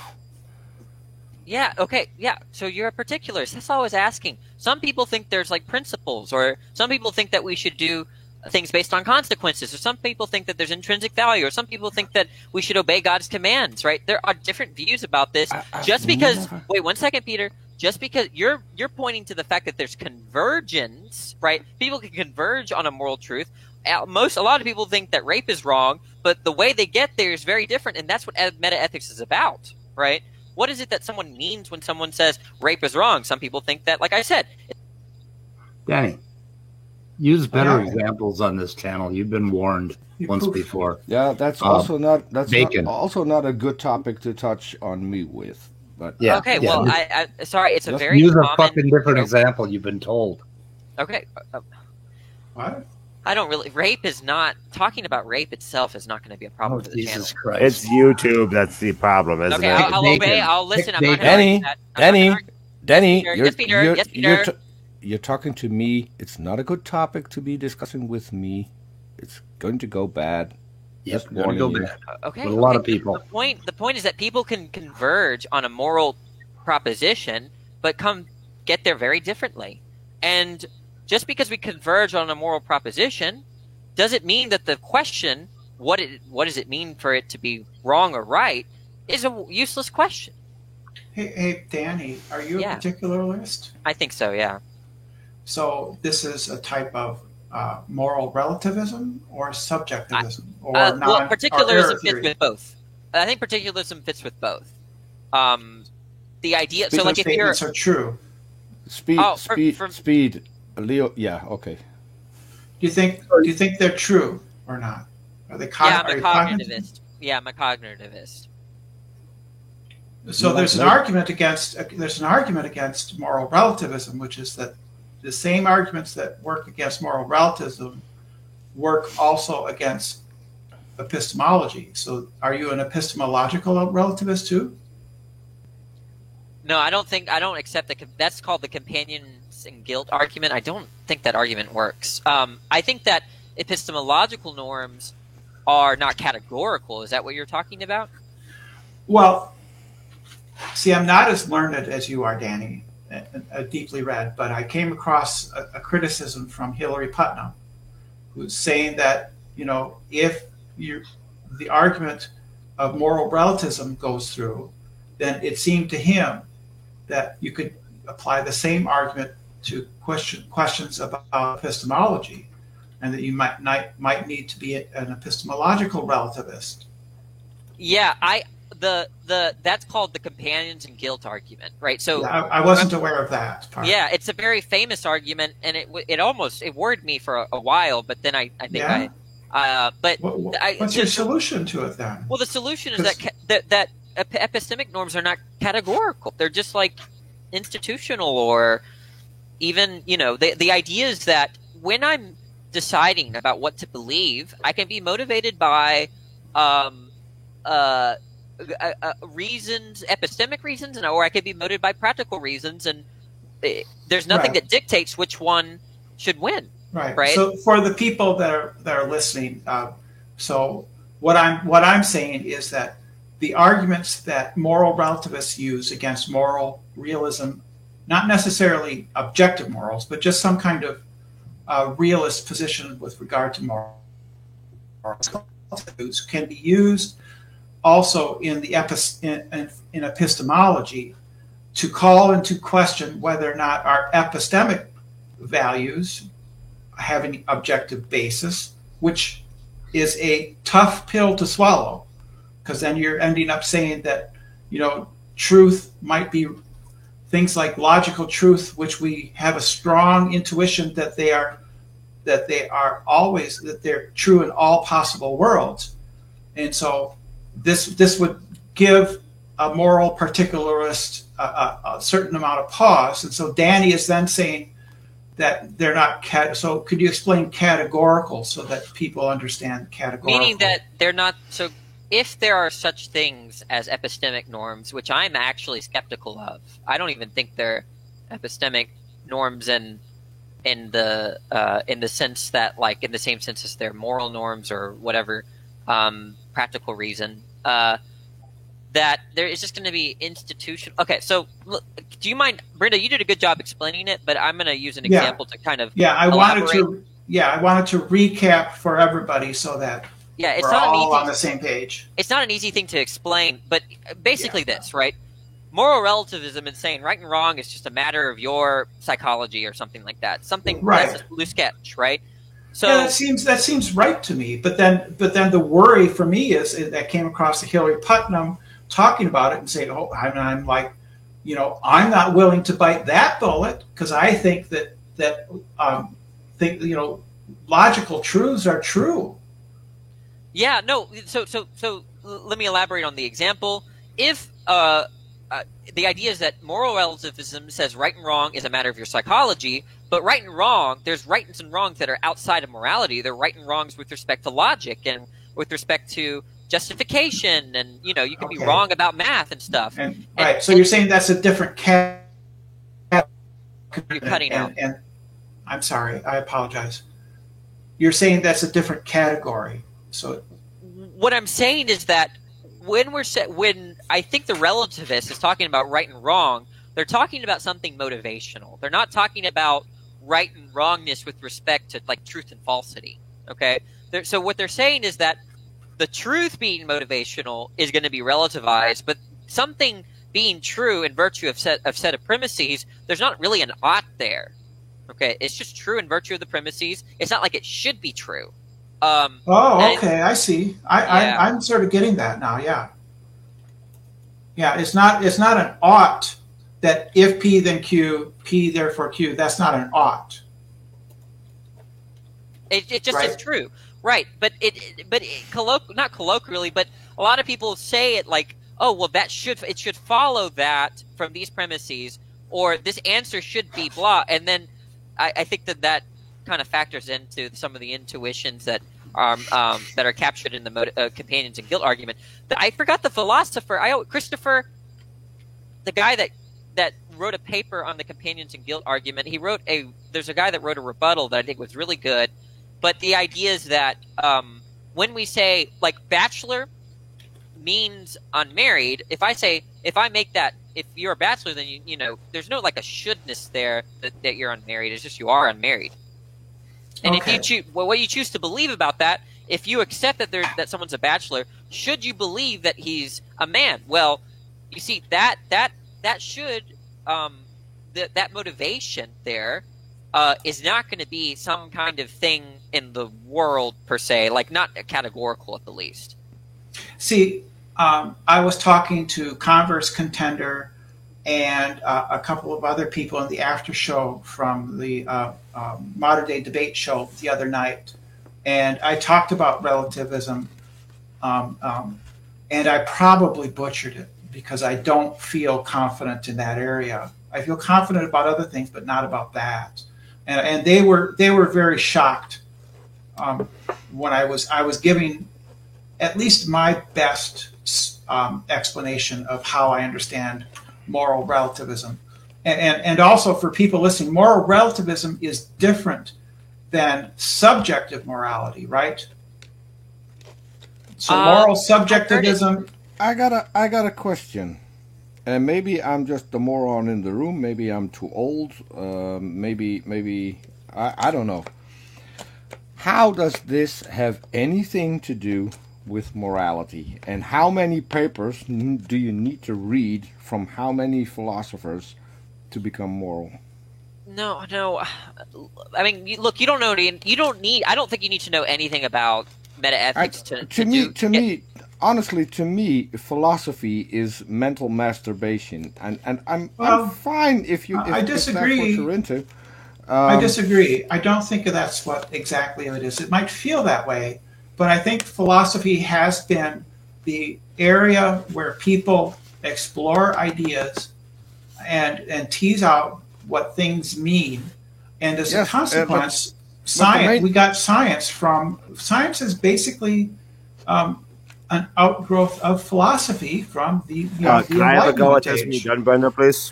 What my problem with all of this is that we end up with tons of labels, and we're forgetting that people are individuals. So you might fit a label on this issue, and you might not fit the exact same label on a completely different issue. So to me, all the labels are useless. Well, all people are different. Yeah, it's about thinking. Hey, Brenda, can I have a go, please? Sure. Just one. Okay, go ahead. Philosophy is about thinking as logically as we can through the implications of the things that we believe. So, Peter, I work in the hard sciences, or I worked in the hard sciences. But I also find philosophy valuable. So the way I look at it is, yes, everyone's individual, but you can still have a general understanding of the way people react to each other. I don't think that's going to be in contention, right? And what you're saying sounds to me like why do we put money into space? Why do we put money into NASA? What have they done for us conversation? Well, the amount of, when you look into it, NASA's done quite a lot for humanity, right? We have a lot of benefits from it, but on the outside approach, if you don't dig deep into it, we're spending money to throw people up into space, millions of dollars, whoop-de-doo, right? Philosophy does have tangible benefits if you look into it. But besides the entire conversation, just the raw knowledge that can be gained from these topics in and of itself should have some value. Maybe it's just me. Maybe it's just me. But the moment people start putting labels on me, I'm going to push back. Yeah. Okay. Yeah. But all the label is, Peter. All the label is just saying this person believes X, right? If I'm a do you think are you an agnostic or an atheist? Is that a label? I started identifying as an atheist in 2015. Get rid of the label under your view. It's just useful, right? It's useful to label Wait a minute. Are you actually interested in my answer, or do you want to just talk over my answer? I think he was using you as an example, Peter. Go ahead and finish it. He asked me a question. I was answering the question. Go, Peter. I'm sorry I interrupted you. Go. I started identifying as an atheist in 2015 The one and only reason I identified as an atheist in 2015 is because I joined social media after seeing a Kent Hovind video. In my country, 80% of people are non-believers. There is no label for us. We are just that's non-believers is a label, man. No. Okay, in my country, 80% does not believe in a God. That's what the label means. So there is no label for that. For the exact same reason, there is not a label. There's not a label for a Santa Clausist. Yeah, there is. It's the default. It's the default. It's a Santa Clausist. It's the default position. Look, okay. Let me level with you, Peter. Let's start with agreeing. No one. So have you ever met I can't anyone? Interrupt you. I can't interrupt you, but you. I was answering the other guy. I forgot who said something. Have you ever met someone who actively and identifies as a Santa Clausist? Look, that's a red herring, right? The point. No, that's not a red herring. Granted, it doesn't matter. I didn't respond to you. I responded to someone else who said something. So you cannot answer the question. I wasn't asking the question to you. I was asking the question for the person who just said. What is the problem, Peter? What is the problem? Look, let me start with agreeing with you, Peter. It's Peter, an honest question, but if you don't want to answer it, man. you don't want to answer it. Come on, let me level with you, man. Okay, look, I agree that there's denotation and connotation, right? A lot of these labels, like atheist or theist or agnostic, come with a connotation that's undesirable, right? I don't like labeling myself as an atheist because of the connotation in society. It's looked down upon, okay? I get that. I don't really... But look, which for me would be a reason to identify as an atheist, just to piss people off. Okay, yeah, well, that's not the point. Is Peter that I understand this kind of reaction not to be labeled, but when I asked you what's your moral view, I just gave all those labels as a way of communicating. That's all. It's a nonsensical question. What's your moral view on what? Can I say something? On what? Because there's no standard answer to that Eventually, question. Yeah. Hey, there is. I have a small point of moderation, guys. Moderation. I guess not. I think. Hold on a second. I'll get to you in just a minute, okay? I hate you, Speed. I really do. Okay. Spot on, so much, Speed. Spot on. Spot on, Peter. Yeah, go, Leo. Please go. So all I wanted to say, Brenda shaking her Obama. All I wanted to say. Get mad at Danny. Okay, I don't understand. Huh? What Speed? I'm sorry, Leo. I'm sorry, Leo. Jesus fucking Christ. So my computer's doing shit. Anyways, I wanted to say I identify as an A-clausist. A philosopher? An A-clausist. A-clausist. I believe that Santa Claus does not exist. Oh, I thought that. Wait a minute. A clausis means that you don't believe closets exist. No, Claus. Like Santa Claus. And he's Santa Claus. You need to be specific, Leo. Come on. That's what he said. That's what he grow said. up, Leo. Jesus. I'm surprised Danny didn't get that one. I mean, like this is just this level of the conversation. Can I have another go at Peter, please? Yeah, I like people having a go at Peter. Hey, yes, I like having a go at Peter. It's fun. Another benefit to this labeling that you seem to not like that I can imagine would be market research. If you know that in general atheists have a certain stereotype about them, you can, for example, market research better, right? Commercials designed for products that are aimed at women are different from commercials designed for products that aim at men. These general philosophy ideas can help you describe large groups of people, and that's exactly what ad agencies do, right? Watch Mad Men. They talk about philosophy all the time for that exact purpose. If you want to market something to an atheists, sure, each individual atheist is different, but atheists collectively probably share certain traits that you can use in that research. I got a question. I just wanted to so say, so the last whatever word makes you no sense. That's not how words work. The last word you said was actually crucial. Research. So based on purely on philosophy, without doing any research in the field, would it be useful? What? Look, there's not. Are you the thing is that this is precise. Being, I don't. Okay, I'm not. Why are you answering, Danny? If I'm not addressing you, that's really difficult. This guy is your best friend. At times, that's really difficult. It's open discussion, Peter. No, go ahead. If he wants to talk to. Well, I asked. What is his name? The thing is that you're presupposing this like reality of practicality, right? That's just going to be depending on the person. I'm not presupposing. I'm responding to something someone said because I actually listened to what they said. Wait, no, you didn't listen to what I just said. What did I just say, Peter? I wasn't talking to you. So you don't know what I just said. We're going off topic. So look, the topic was using philosophy in research, and I asked if we wouldn't do any research in the field, would philosophy then still be beneficial in marketing? Yes. It depends. It'd be beneficial outside of that, even. If we had no information on what people buy, could we get there through philosophy, you think? Do you think logic is useful, Peter?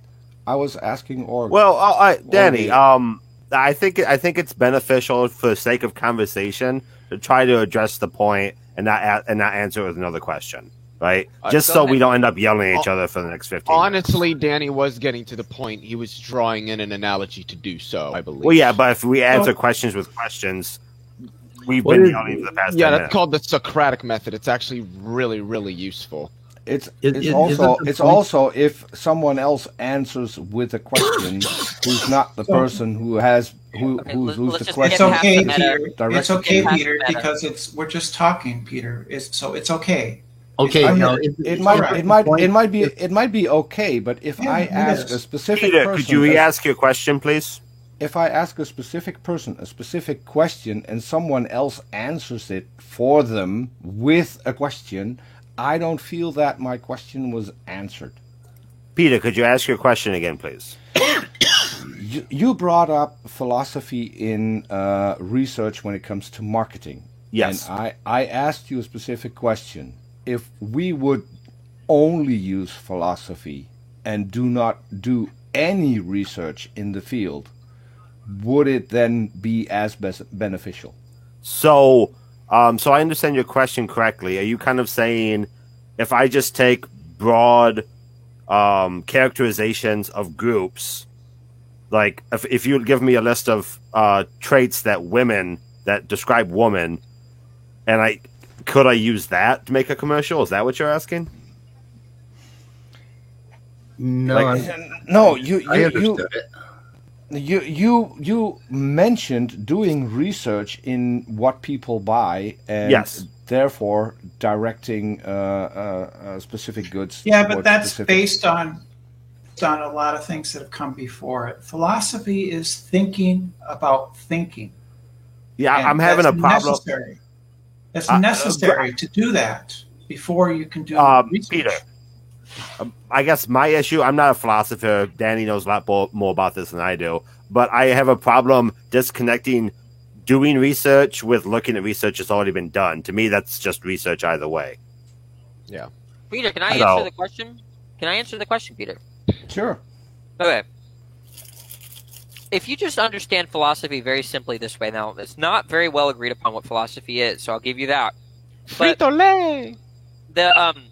the idea of philosophy is just like analyzing concepts, making sense of the world in a broad way, okay? And of course it's not going to always be useful to like think about those questions while you're driving a car, right? And like if you're trying to learn how to drive the car, you're not asking questions like what's the meaning of life, maybe, okay? Or you're not asking questions, oh, what's a good argument for, blah blah blah blah blah, what's a good form of argument? It's just contextual, right? The idea is that when, let's say you're talking to a theist, right? And you want to understand their argument for the existence of God. Their philosophy will serve you, okay? But if you're cooking eggs, it might not be some useful, okay? So, my girlfriend did. So the idea of when is philosophy useful just highly depends, right? It highly depends. Is that your kid? No, this is my girlfriend. Can I just say, Otangelo, great comment. I'm just kidding. I'm just kidding. Hey, Danny. Yeah. If you have to go eat, just go ahead and eat. We'll put you in the back. You don't want me to eat. What kind of chips? What kind of chips you got? Well, I want to know what Peter thought about what I said. Peter, what did you think about what I said? My eyes glazed over because it's a topic that I'm completely not interested in, but I may have mentioned it earlier. The world, you that is just so. I even asked you, can I answer the question? And then I say, you answered the question, and then you went on to a lecture on. You didn't answer anything. You went on a lecture of what you think. God. Speed, you would get along with this guy so well. You and him should go out together. We are going out, so okay. I don't know what you mean. I got a question. Are you related to Darth Dawkins, Danny? Yeah. Okay, you called it, Peter. I said this early on. I see no parallels between. Wait, Danny what did he call Speed? I'm not a fan of Darth Dawkins. I think he's a bully. He's a bad interlocutor. I didn't ask if you were a fan. I asked if you were related to him. He's not the least bit related. You think he's my dad or something, Peter? What is my wrong God, with you? Because I don't understand. You act exactly no like him. If people are talking, you start talking over. I don't think so at all. I'm going to start talking too, because that way we all talk. Yes, that would help. But basically, I don't know, self-awareness, Danny. No, yourself. You're not totally not aware. Look what just happened. You just cool it a little bit, okay? It's like we're asking you to be self-aware. No, you came in and you started asking Peter questions, and obviously it wasn't going so well for you. I mean, he wasn't responding in the way you wanted to, and you started with this, oh God, and all that stuff. And there's a little bit of Darth Dawkins in there, okay? There actually isn't. Self-aware, and we're just asking you to try to have better dialogue.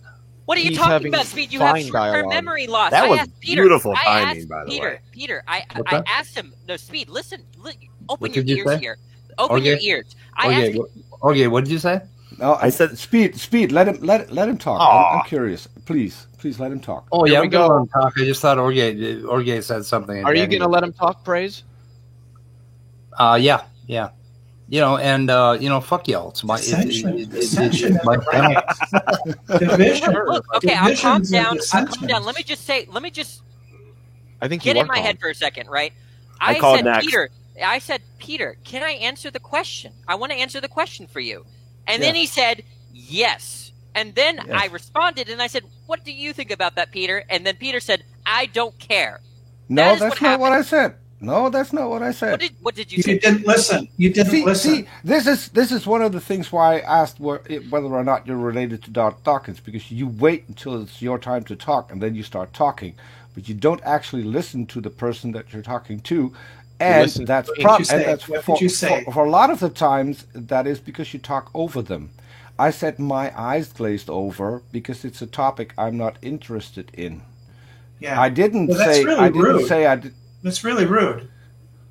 Is it rude to tell you what I am? Hold on. Yes. It's rude. Can I finish one sentence, please? It's rude to tell you what I am and am not interested in. That's rude. Well, just next time tell me no. How's that rude? No. Orge, how's that rude? I'm explaining why it's rude, right? Because you should have just said no. I didn't ask you, Danny. I asked I'm Orge. asking you, Peter. Well, I'm not interested in your question. I want to ask. I'm willing to answer. I'm willing to answer. Go ahead. Okay. So, first of all, Brenda said it was rude, not me. Oh, sorry. I can't. I said it was rude. Okay. Secondly. Peter, you let someone else talk, please. Secondly, I do find it disingenuous to continue a conversation you're not interested in. That seems Peter? Like you're baiting him on, right? Yeah, Peter, would you explain? If Dan's trying to explain something and you're glazing over because you just don't find it interesting, then why do you let him just continue talking? You should, to me, if I don't find something interesting, that one to me is rude. Hey, Peter. Hey, Peter. That one I can answer because Peter, unlike other people, I don't like interrupting people. I just let them finish and then I'll respond. Oh, you interrupted me many times. Hey, Peter. Peter, would you explain your position to me, please?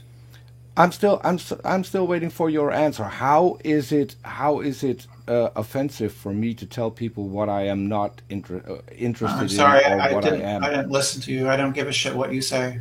I think. Hold on. Let me try to clear this up. I think the point that Brenda was trying to get at might not have been that what you said was necessarily rude, just that it came off. What's the word I'm looking for? The way that you said that you weren't really interested in what Danny had to say came off as a little not insensitive. That's not the right word. Aggressive isn't the right word. It was a little bit blunt, and look, so I it do could the have same been. thing. Okay, but maybe Leo, I'll give you blunt, and here's why. I'm Dutch. People here are. Does anybody care? I don't care. I don't care. This is psychology being done. This is philosophy. I couldn't care less. I couldn't care less if you're. No, I don't care. That's great. If you're Dutch. If we're going to talk over each other, I can do that as well. But I used to be a DJ, so I can talk for a lot of time without saying anything. I can talk for hours if you want me to. I can tell you, for instance, that I'm drinking coffee at the moment. That's not a problem for me. I can talk. I talk as long and over anyone I want to talk over. So, can I finish my sentence, please? Yep. You kicked the wrong person, Speed. I don't think Speed kicked her. I think she left. I do the same thing, Peter. Sometimes I say I don't care what you say, but what was weird for me is that I asked. I was still in the middle of a sentence last I recall. Sorry. What I was saying was. I was still in the middle of a sentence, wasn't I, Danny? Danny. Okay, so I'm Dutch. People here are quite direct. And I've noticed, Leo, because I was addressing you, I've noticed that especially people from the U.S. Aren't used to being spoken to in that particular way, and I'm well aware of that. But that is just because this is normal here. If people ask you a question, you give a direct answer. And you don't beat about the bush, and you don't try to be politically correct all the time. You just talk to people, and you tell them honestly what you think. And that, to me, has been beneficial all my life. And if I'm offending someone when I'm saying I'm not interested in that specific topic, and because of the long rant that you think was an answer, made my eyes glaze over, I'm just being honest. And if that's insulting in any way, shape, or form, my apologies, but this is who I am. This is not what I have a problem with. I've done the same thing where I said I don't care about what you said. What's weird for me is I prefaced my answer with this. Can I answer your question? To which you said yes. And I anticipated that you would listen to my answer, but I did. Well, then... So what the hell are you guys talking about? What is I did. Hold on, both of you. Hold on, all of you. Hold on, all of you. What in the fuck is the conversation about here? Is it about Peter being Dutch? Is it about somebody getting offended? Or was there a conversation going on before this? Let's get back to the fucking original. I don't like him being Dutch. Or I'm going to boot you all and shut the stream down. Fuck you. It was about my morality, if I remember correctly. Yeah, I was asking about your moral view. Originally, go ahead. Sorry, Leo. Leo, I'm anti-Dutch. A lot of people are. And you know, Brenda turned up the heat a little too much, and you all were talking over each other, and I muted Brenda, and I muted Danny, and Brenda got mad at me and left. But I'm a muter. You should have muted Peter. You only mute people you don't like. Or you like less. Yes, that's true. So you're just biased. Moderation means nothing. Yes, Leo's hand is up, by the way. That usually means he'd like to turn. Danny Speed knows he can mute me anytime he wants because we've talked about this in private. I'm fine with him muting me if I overstep a line. And Peter, if you had started turning up the heat like Brenda did on you, I would have muted you. He did. No, he didn't say anything to Brenda. He yelled Leo's at his hand. Mic. Are you kidding me? He's going to need to do the two-hand thing soon because his hand's getting tired. Oh, Leo, I'm waving back. You can't see it, but I'm waving back. Leo's turn. Speak, Leo. Oh, I wanted to address Icarus 5 minutes ago, but I wasn't able to get in until now. It's actually probably longer than that. He said, atheism is not a worldview. Yes, it is. From Lexico.com, which is through Oxford University, a worldview is a particular philosophy of life or conception of the world. Atheism, by definition, is a conception of the world. It's a conception of the world in which gods or supernatural beings are not a part of it. So yeah, atheism, by definition, is a worldview. Can I address that, Leo? You're not going to like Go ahead. You're not going to like me. I like you. I don't dislike people because they disagree. I'll read out a meme that I use on Twitter regarding a worldview. The word worldview carries the connotation that a mere opinion can and does have an effect on reality. If you wish to pretend that you have very low intellect, then please continue to use the word worldview as if it's relevant. Meanwhile, rational people will have to exercise the use of the word. He's turning up the heat speed. Mute him. I just don't think that's how language works. I'm just. I gotta mute you, Peter. Mute me. Yeah, we can disagree. That's why we had these conversations. Yeah. Good. Okay, yeah, worldview is kind of a bullshit term sometimes. The way it's used. Really not. Sometimes it is. Like worldview. Really don't argue with the Dutch. Okay, like. Do you walk around and carry your worldview with you on a daily basis? I guess I do. Technically, yes. Just like you carry your beliefs with you on a daily basis. Yeah, but what is your worldview? Is your worldview that like object permanence and basically object occlusion and 3D space and time? You mean my worldview that there is a reality and that I exist in it? Yes. Okay.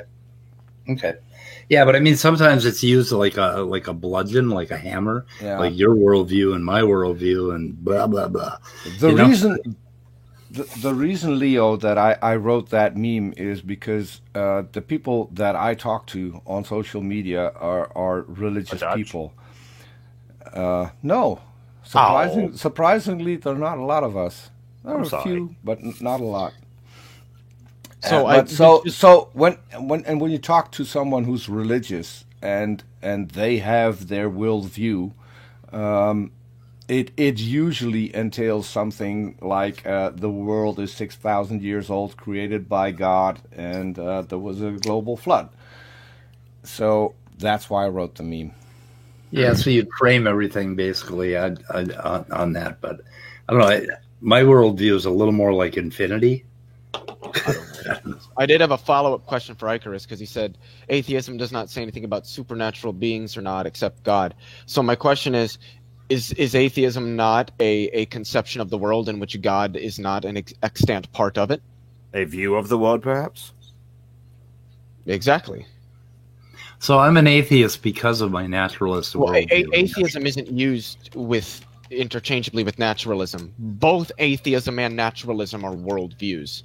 They're conceptions. No, I don't think atheism.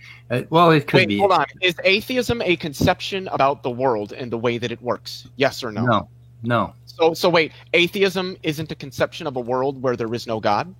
No, atheism is literally addressing one point and one point only. Do you believe in a God or gods? It's not wide enough to be a worldview, Leo. Worldviews don't have to be wide. I don't know. Worldview doesn't have to be broad or sweeping. Leo, I'll ask you a simple question. I've got a black car, a 1973 Ford Mustang. If I change my worldview, could it be blue or yellow or red? If you change it, no. That's not dependent on worldviews. I don't understand how that relates to what I said. Exactly. If I convert to Christianity, will it become a different color? I'm failing to understand how this relates to what worldviews are. Because atheism addresses only one point, not the world. It addresses the point. One point is a conception about the way the world is. It doesn't address the way the world is. It only addresses whether or not there is a God. Last I checked, Leo, I've never seen a god walking down the street. I've never seen him drive a car. I've never seen him on TV. So the world doesn't change whether or not I believe in a god. That's not what worldview means. A worldview doesn't mean the world actually literally changes when you have We're not different talking beliefs about worldview. We're talking about what we kind of actually are talking about worldviews. No, we were talking about the word atheism. We were talking about the word atheism. And whether or not it's a worldview. Yes, and that one point is a conception about the way the world is. Yes, and I've met atheists who believe I've met atheists who believe the world is flat. So now all atheists believe the world is flat, or I don't understand how that relates to the point that I'm trying to make. Exactly, because it doesn't. Yeah, that doesn't mean atheism isn't a worldview. It is. It's not. It is. It's a conception. It's my view. It's my view on one specific point. Yeah, your view on how that not on the rest of the world, because I can still believe in a God Peter, who didn't what create. A worldview is. Hey, Peter, can I believe? Can I believe in a God who doesn't interact with the world, didn't create the world, but still exists? Yeah, that would be a form of deism. Yes. Okay. Does that change the world? Doesn't matter. Peter, you said it did. No, you I didn't. Just said it did. Specifically stated that a worldview doesn't actually literally change anything about the actual real world. It's a way of how you view that world. How it operates. What's a part of it? What's not a part of it? If I believe in a God who doesn't interact with the world, didn't create the world, what changes are there from not believing in a God? Peter, you're the fact that you think that a God is a thing. Exactly. It addresses one point. You just made my point. Wait, are you under atheism? Can I jump in here, please? I've been trying. That one point, if it only addresses one thing, then it's not a worldview, because worldviews don't have to be broad or sweeping. They can be very, very specified. Can I jump in, please? We're not. So you're still conflating worldview with atheism. Atheism isn't worldview.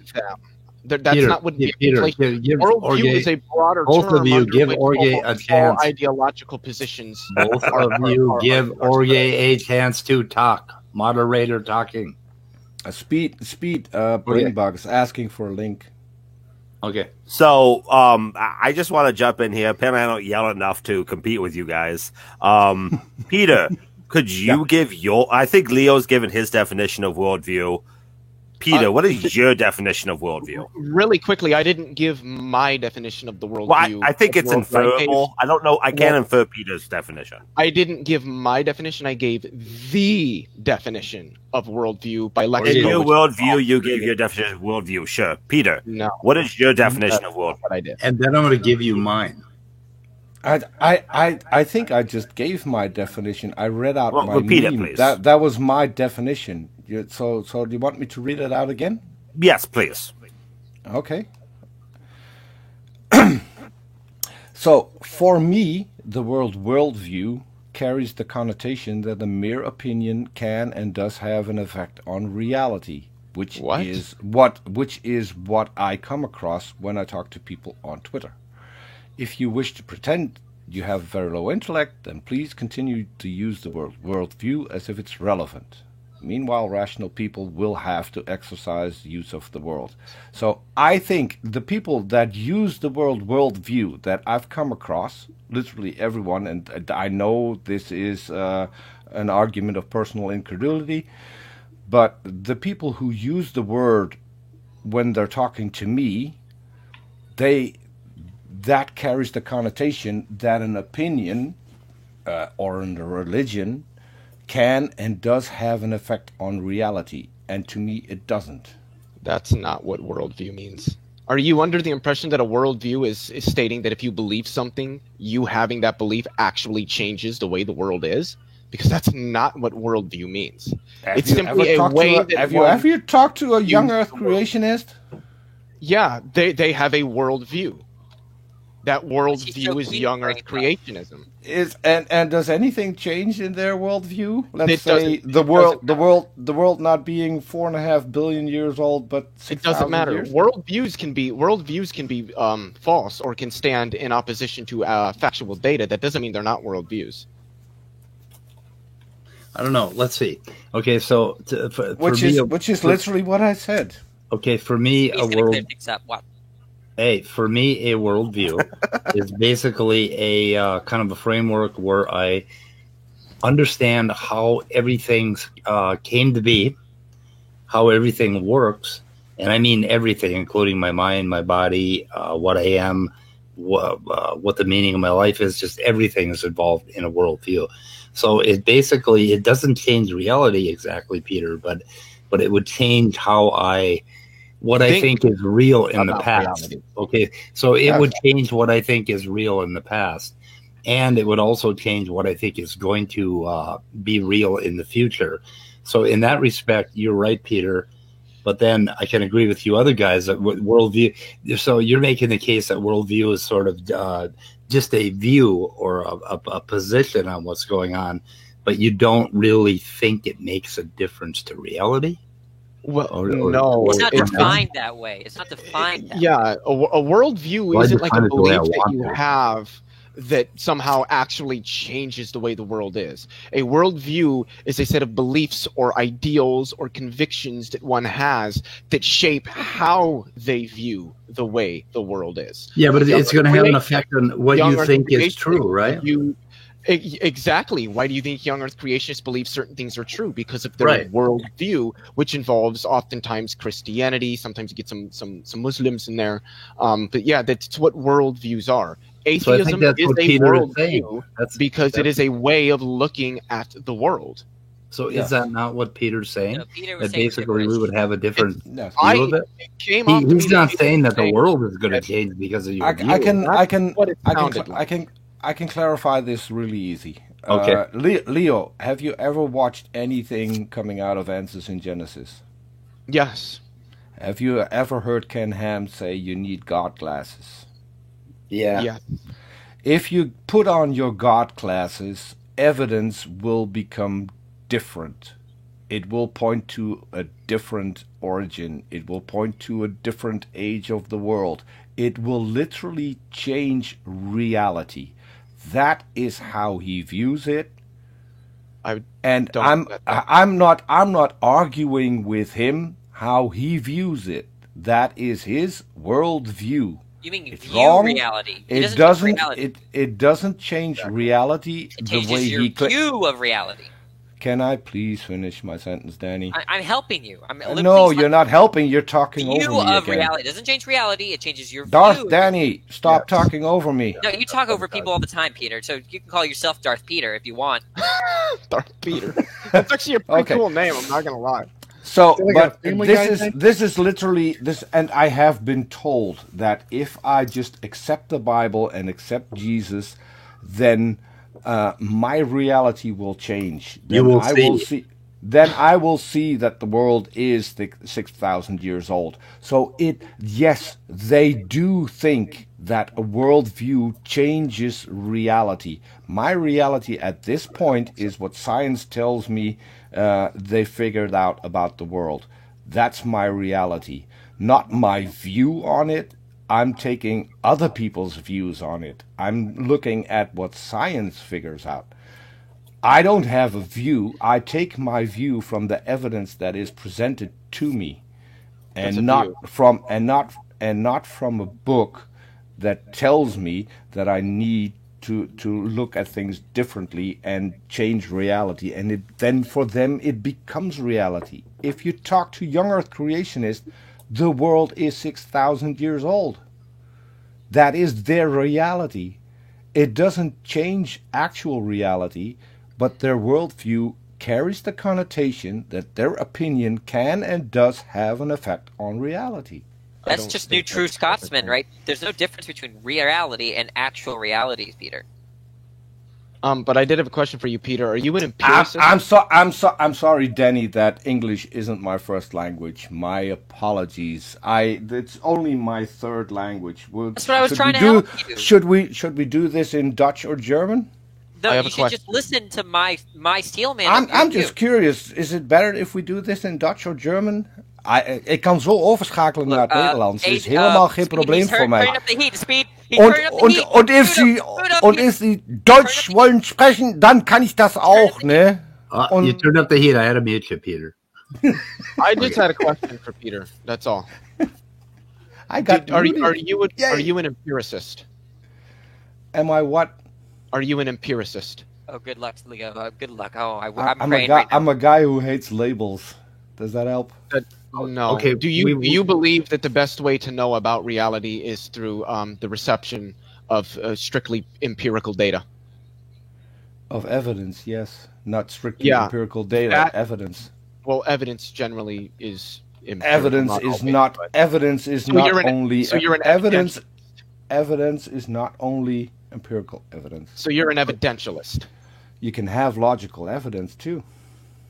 Well, I want to hear what the praying mantis has to say about all this shit, about his worldview. Brian is mesmerizing us. He asked for the link, and he hasn't been allowed to speak. Brian, please. You guys are fine. It just bolted. It's finally chitin is hard enough for me to handle it. So I was really excited to hold it when it's this big. I saw it last night, and I was going to pull it out on Amy's stream, but I'm like, it might not be set up enough. Yeah, but Brian, don't anybody disingenuously cut me saying I was going to pull it out on Amy's stream, because that's not what I meant. I'm going to tell Amy that. I'm definitely going to tell Amy that, Brian. What is its worldview? Hey, what's your worldview? Has a better visual interpretation of our. He's looking at the camera. He's looking at the camera. He wants to eat the head of his fuck buddy. That's his worldview. At least we know. It believes in a god because it's praying. Wait! I heard it say Danny sucks. Speed, your butt hurt. He said Danny sucks. His little squeaky voice. I heard it.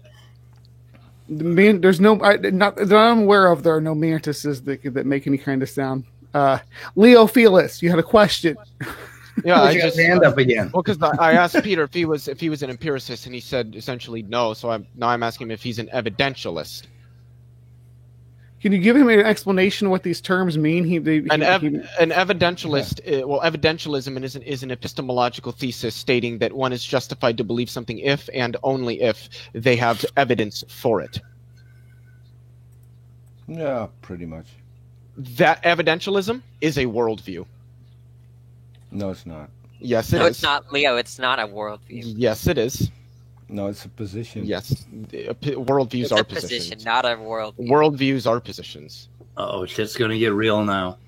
Oh, okay. Ding, so, ding, ding. So if Leo, if evidence comes in that the Big Bang model is wrong, do I then change my worldview, or does the evidence? Yes, actually, you do.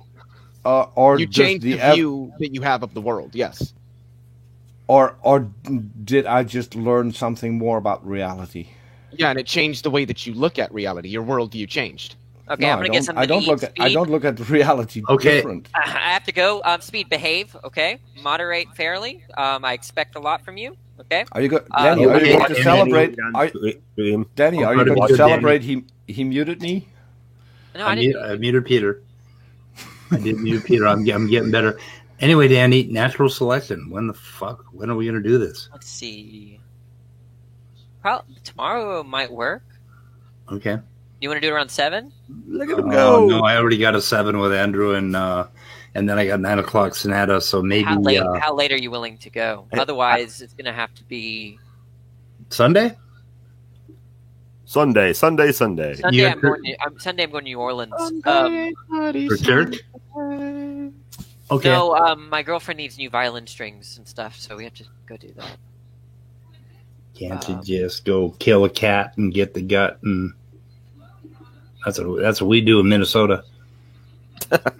You lie. Yeah, I don't know. Maybe Monday. Monday's a good open day for me. Monday around 7 or 8. Yeah. Speed. Okay, I've never been on a stream where someone said my girlfriend needs new violin strings, and that makes an entire day impossible for them to talk. That's. What, no, I have to go out of town for it. So what I'm not label around does my that computer. fall on there? Yeah, he's got to go to New Orleans. Hey, I got a question for Brian. He lives in the bayou. Hey, Brian. What is it trying to do when it jumps at you when you dance around? Is it actually trying to bite you, or is it just like it's more like when the branches are blowing in the wind, and they want to get to the most secure when it's windy. They kind of move back towards the tree, the base of the tree. So it's move my fingers like this. It give it the impression it's windy. It's wanting to climb up my hand and up my arm. A mantis whisperer. Yeah. Wow. Cool. I still like rocks, but cool. Yeah, I like rocks too, especially if they got bugs in them. I like rocks, but really small rocks that act more like waves. You both are terrible. And Leo likes big trains. I know look that. What Standing for Truth said. Yeah, he's lying. I'm going to be honest. I really don't think Standing for Truth actually. But I think he is a Christian. I think he might be a creationist. I don't think that he believes half the shit he spews. Yeah, I really don't. I fully agree with you, Leo. Earlier. That's what I said earlier, and that's what I was talking to him in chat, and he refuses to answer. So I think I made my point. Yeah, I was going to say I'm not surprised he didn't answer that. But I just want to say, notice how me and Peter had a disagreement there, and it didn't get heated. We kept our cool. See, this is how it's supposed to be done. Okay. Leo, you know you are my favorite aggressive person on the interwebs. I mean, there's no way we could get into a fight, not even if we end up disagreeing at the end of the stream. I just won't allow that. Oh my God, what is that? Oh, it's a millipede. Okay, is that a millipede? Yeah, Erica said her favorites were millipedes. I have a giant millipede here. Don't they sting? Oh, no, gross. It's a millipede, not a centipede. Oh, okay. Centipede stings. The human centipede. Millipedes are herbivores. They're poisonous, and they do secrete some fluids that, depending on the species, have different effects. It can leave a rash or sting, or it can just itch, just stain your skin. It depends on the species. This one it depends on your skin too. I haven't had any bad skin reactions to it, so I'm all right holding it, even if it does do its secretions. Their bodies are more tube-like. A centipede, I have one back here, but it's kind of small. It's still a baby. But their bodies are more compressed because they live in cracks and stuff, mostly caves. They or under. Can you zoom in on his tiny little feet? I don't know how well my camera is going to pick it up. But I do have little videos on. I feel like on if my. You move your light and dim it down a little bit, the camera might be able to focus a little more. I can kind of see his tiny little feet. Hold on, let me see if I can dim this light. I gotta go deal with the raccoon and be right back. Let's count them. The stream can't end until we count all of them and find out that they're. Which actually, I don't know if Brian can. Is that your worldview on stream ending, Leo? Yes, it is. That is my worldview. Count all the legs on the bug before we can end the stream. Look at him! Oh my God, gross. We don't need to. We don't actually need to count all the legs. We can just count the body segments, because the body. Yeah. That's another way to tell the difference between millipedes and centipedes. The body segments of a millipede. There's 2 sets of legs per body segment, and for a centipede, there's 1. So quick question, and this might be a stupid question, but do they have literally exactly 1,000, or is it like somewhere in that ballpark? No, that's a misnomer. It depends on the species, and their legs change as they grow. Each time they molt out, they get a new body segment, so they actually get more legs as they get older. They only start off with 6, and there's another member of the millipede and centipede clade, which is called Symphala, that retains the 6 legs, and it looks a lot like a silverfish. So between it and the silverfish, that's a pretty good indicator of the more basal terrestrial arthropods. So, is silverfish an arthropod then, I'm assuming? Silverfish are the most basal extant insects. They don't have any wings. Most modern insects have wings, or their ancestors had wings. The silverfish is kind of an exception. Are they friends? This is not an insect. This is an insect. This is a myriopod. This is an insecta. Myriapods are well, myriapod means many legs. It's centipedes, millipedes, symbiola. There's a few other clades in there. A lot of extinct. What's clades. a roly-poly? Crustacean. It's Really? closer related to crabs. They got a lot more diversity in the marine environment too. I'm gonna put the millipede away. God, I'm learning so much. Thank you for not talking about worldviews. I learned something today. Yeah.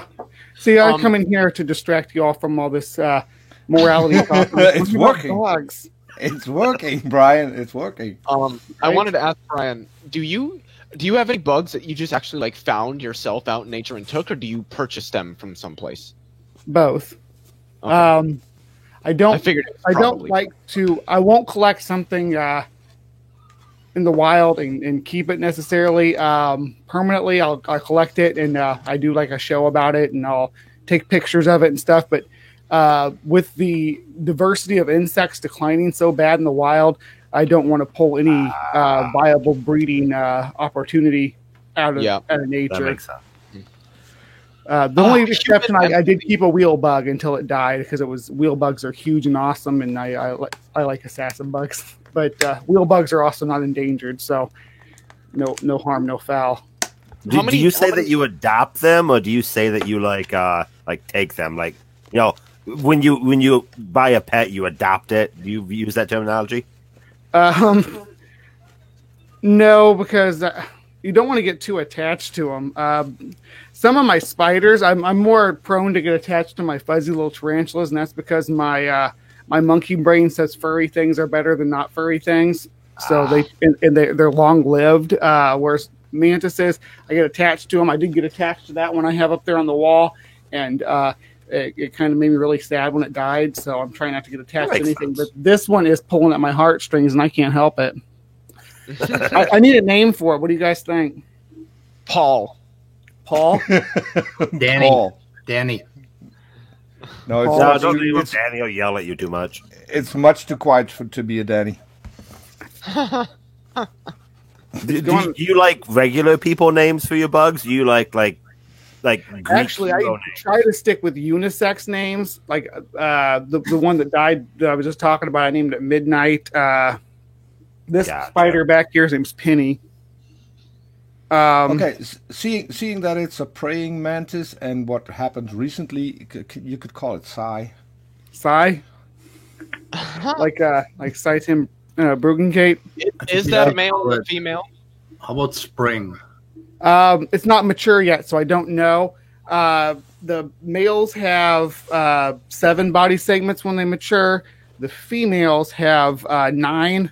But there comes a point where you got to decide whether you're looking at a immature female or a mature male. So, question the biology of that.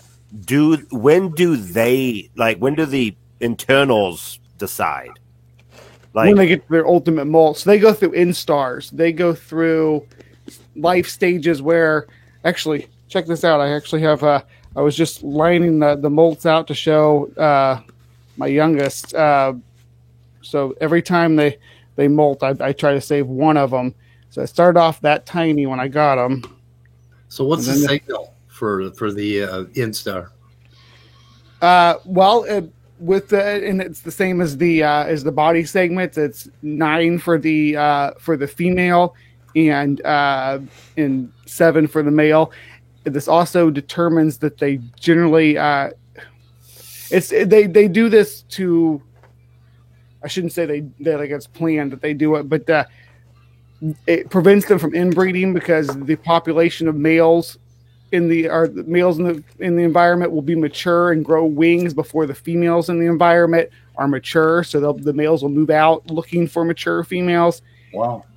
And that keeps the possibility of inbreeding a little bit lower in the population. Some mantises can reproduce through parthenogenesis, so that's pretty neat. Do inbred? This is a stupid question, probably. Do inbred insects have the same deformities that inbred mammals do? I don't know. I'm not sure. Brother and sister get together. Their offspring have a tendency to, look like they're from Virginia. Do insects have similar things? Do you know? Well, it's statistical, and it depends on how many mutations there are, and whether or not two of them actually. Yeah, exactly. But when that happens in a praying mantis, do they stop praying or what? I mean, no, I'm honestly not. I'm not sure. When it comes to genetics, I'm probably about the same place you are on it. Gotcha. I do like ecology and stuff like that. So, Brian, how many offspring does each one have? It can vary from the species to species, but these ones generally have they lay Uthaka, which looks like a styrofoam ball on like some grass. You've probably seen it yourself and didn't even know what it was, but and then they hatch out, and it's usually about 50 per Uthaka. But she'll die shortly after she lays it. He'll die shortly after he impregnates her if she doesn't catch him and eat him. So it seems to me that would have an effect on limiting inbreeding if you have a much higher, a number of offspring. Then basically there's going to be negative selection for any of the mutants, but there's still going to be some surviving. So it wouldn't have as bad an effect. But it's interesting that they do that, and it's almost as if there was a pressure not to inbreed. Right. Yeah. Because I would assume, and I don't, it's never a good idea. That could have been accidental. That could have been accidental. Right. Yeah. God, I'm so glad you came on this stream. It was getting out of hand. Oh, it was out of hand. I was surprised at how angry Brenda got with Peter. Well, he is Dutch. I mean, yeah. Is that a problem? I don't know. Well, Brenda was angry last time I was on a stream with her too, but not with Peter. It was with what was his name? He was British. I don't remember, but yeah, they went around a little bit. Yeah, I don't like to see that particularly. I don't know, I'm slowly getting used to the fact that people get angry with me. Yeah, it's probably me. Well, for one thing, you stay calm, and your calming voice must piss some people off because they can't get into a real strong. But that's something that I had to learn because I was aggressive when I started out, and it doesn't help because a lot of people stop wanting to talk to you. And also, I've noticed exactly what you're saying. If you stay calm, it pisses people off. Some people. Yes. Yeah, I have some another people. question for Brainbug, an insect. A question about a particular type of sniveling insect called a Republican. Can you tell me anything about those? They migrate to Mexico when it snows. Closely related. They're closely related to praying mantis. Don't insult my praying mantis, Peter. Does Peter really need to be here? Go ahead and just. Oh man! See now I pissed him off. Now he really is out of control. Oh, have you guys ever seen me get mad at anybody? Like ever? Not yet. Not yet. So. We're hoping. Anyway, Peter, when you started talking to Danny tonight, you saw exactly why I have an issue with Danny, and it has nothing to do with his philosophy or his methodology. It's that it's like if he doesn't get the answer he wants right away, he starts with the oh my god, and and he has these little cues that turn the heat up on a conversation. Mm-hmm. And that is the problem, and that is a problem when you're discussing something with somebody. If they keep throwing these little wrenches into the works, my blood pressure just starts to elevate. And you did pretty good. But he's still young, and he'll learn over time that it's not productive. And I don't think he's a bad kid, but no, he's just really there are a few. There, like me, there are a few issues you need to work on. I'm not perfect myself, so. Oh, don't say that. Brian just nailed it. You need to kick me off the stream before I only get out have really one criticism of Danny, and that's that I think he hyper focuses on one word. So he'll hear somebody say something, and then they'll say one word, and he'll hyper fixate on that word, and it causes him to miss the broader context of what the person said. That's really my only criticism of Danny. I mean, and that's probably honestly just a result of his background in philosophy, because I noticed that a lot with philosophers. You'll say something, and if by God, if you used a word in not necessarily wrongly, but a word that can have different connotations or what have you, they'll go the fuck off. They'll fixate on that word and miss everything else that you said. And one thing I noticed is that if I had gotten a computer science degree instead of a degree in electronics and electrical engineering, I would have been a poor programmer, because and I saw that over and over again. Sometimes when you get educated traditionally in a field, you get educated into a narrow canyon that you cannot escape, or that it's very difficult to escape. And sometimes being more broadly educated is better. I think that specialist. I don't know.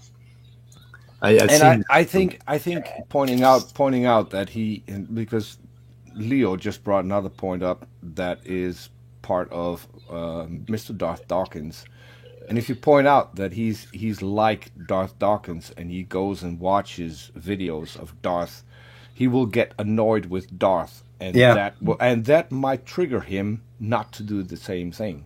So it could still be a good exercise. Yeah. Real quick bug interlude. What's the new thing? Oh, there's a ghost mantis. Oh my god. Madagascar is where they're from. They got some wicked headgear. This one just molted too not too long ago. You need a stereoscope that you can put on screen. Yeah. His molt's still hanging from the ceiling. When I got these guys, they were all in one of these containers all together because they were little bitty. And I got 5 of them. The next morning, I came down to check on them, make sure they were settling in all right, and there were 6 hanging in there. And I'm like, what the hell happened? And it was the molt hanging from the ceiling was one of the mantises I was counting. Wow. Nice. These ones are really well camouflaged for dead leaves, or one of the common names for them is a dead leaf mantis as well. But ghost mantis is the more popular name, especially. That's a Metal Gear Solid villain right there. Yeah. Yeah. What do you say we kill this thing? But before we do that, did you see Jerry Penna's recent comment? Have you been following the exchange between CRISPR and Otangelo? A little bit, yeah. Yeah. I mean the I'm gonna have to review these. I'm gonna have to review this chat. Something about some dishonesty, or okay, cool. I do want to review that. And okay, I think we can end it, guys. What do you think? Yeah. Speed, before you kill it, I think you should mute me just once more and then kill the stream. Just to level things out, Oh, okay, Peter, I did it. You were muted. I muted the hell out of that, Peter. See? All right, well, I'll be the first head out. Thanks for letting me on. Fun conversation. Brian, thanks for coming on. Those bugs are sweet. And take care. We're always here, man. See ya. Okay. Goodbye, cruel world. We're gonna end this broadcast. Thank you all. I'm gonna go watch. What the hell am I watching? Something on Amazon Prime that's really cool. The Expanse. Speed. One last thing. Annoy Randolph Richardson. He just showed up in the chat and said, "Hello, everyone." Oh shit, Randolph! How was your debate? I didn't catch the end of it. I have it pulled up. I have to watch it. Oh, you didn't get the end of what? Randolph had a debate tonight. Oh, okay. No, I ended up popping over. I was bouncing back and forth between that and Skylar Fiction. Now that he's back to making stuff, but I didn't catch all of it.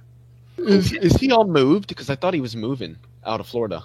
He did a stream the other morning, and he was in his new place. That it was a little echoey because there wasn't anything in the room with him yet. He hasn't made videos since like last November, at least, something like that. So Randolph just showed up and he upvoted the video as soon as, and now we're going to end the stream, and he's probably going to downvote me. And if he watches what happened, he's going to downvote it. Yeah, he'll probably downvote it. Anyway, okay, we're going to end now. Goodbye, cruel world. Bye.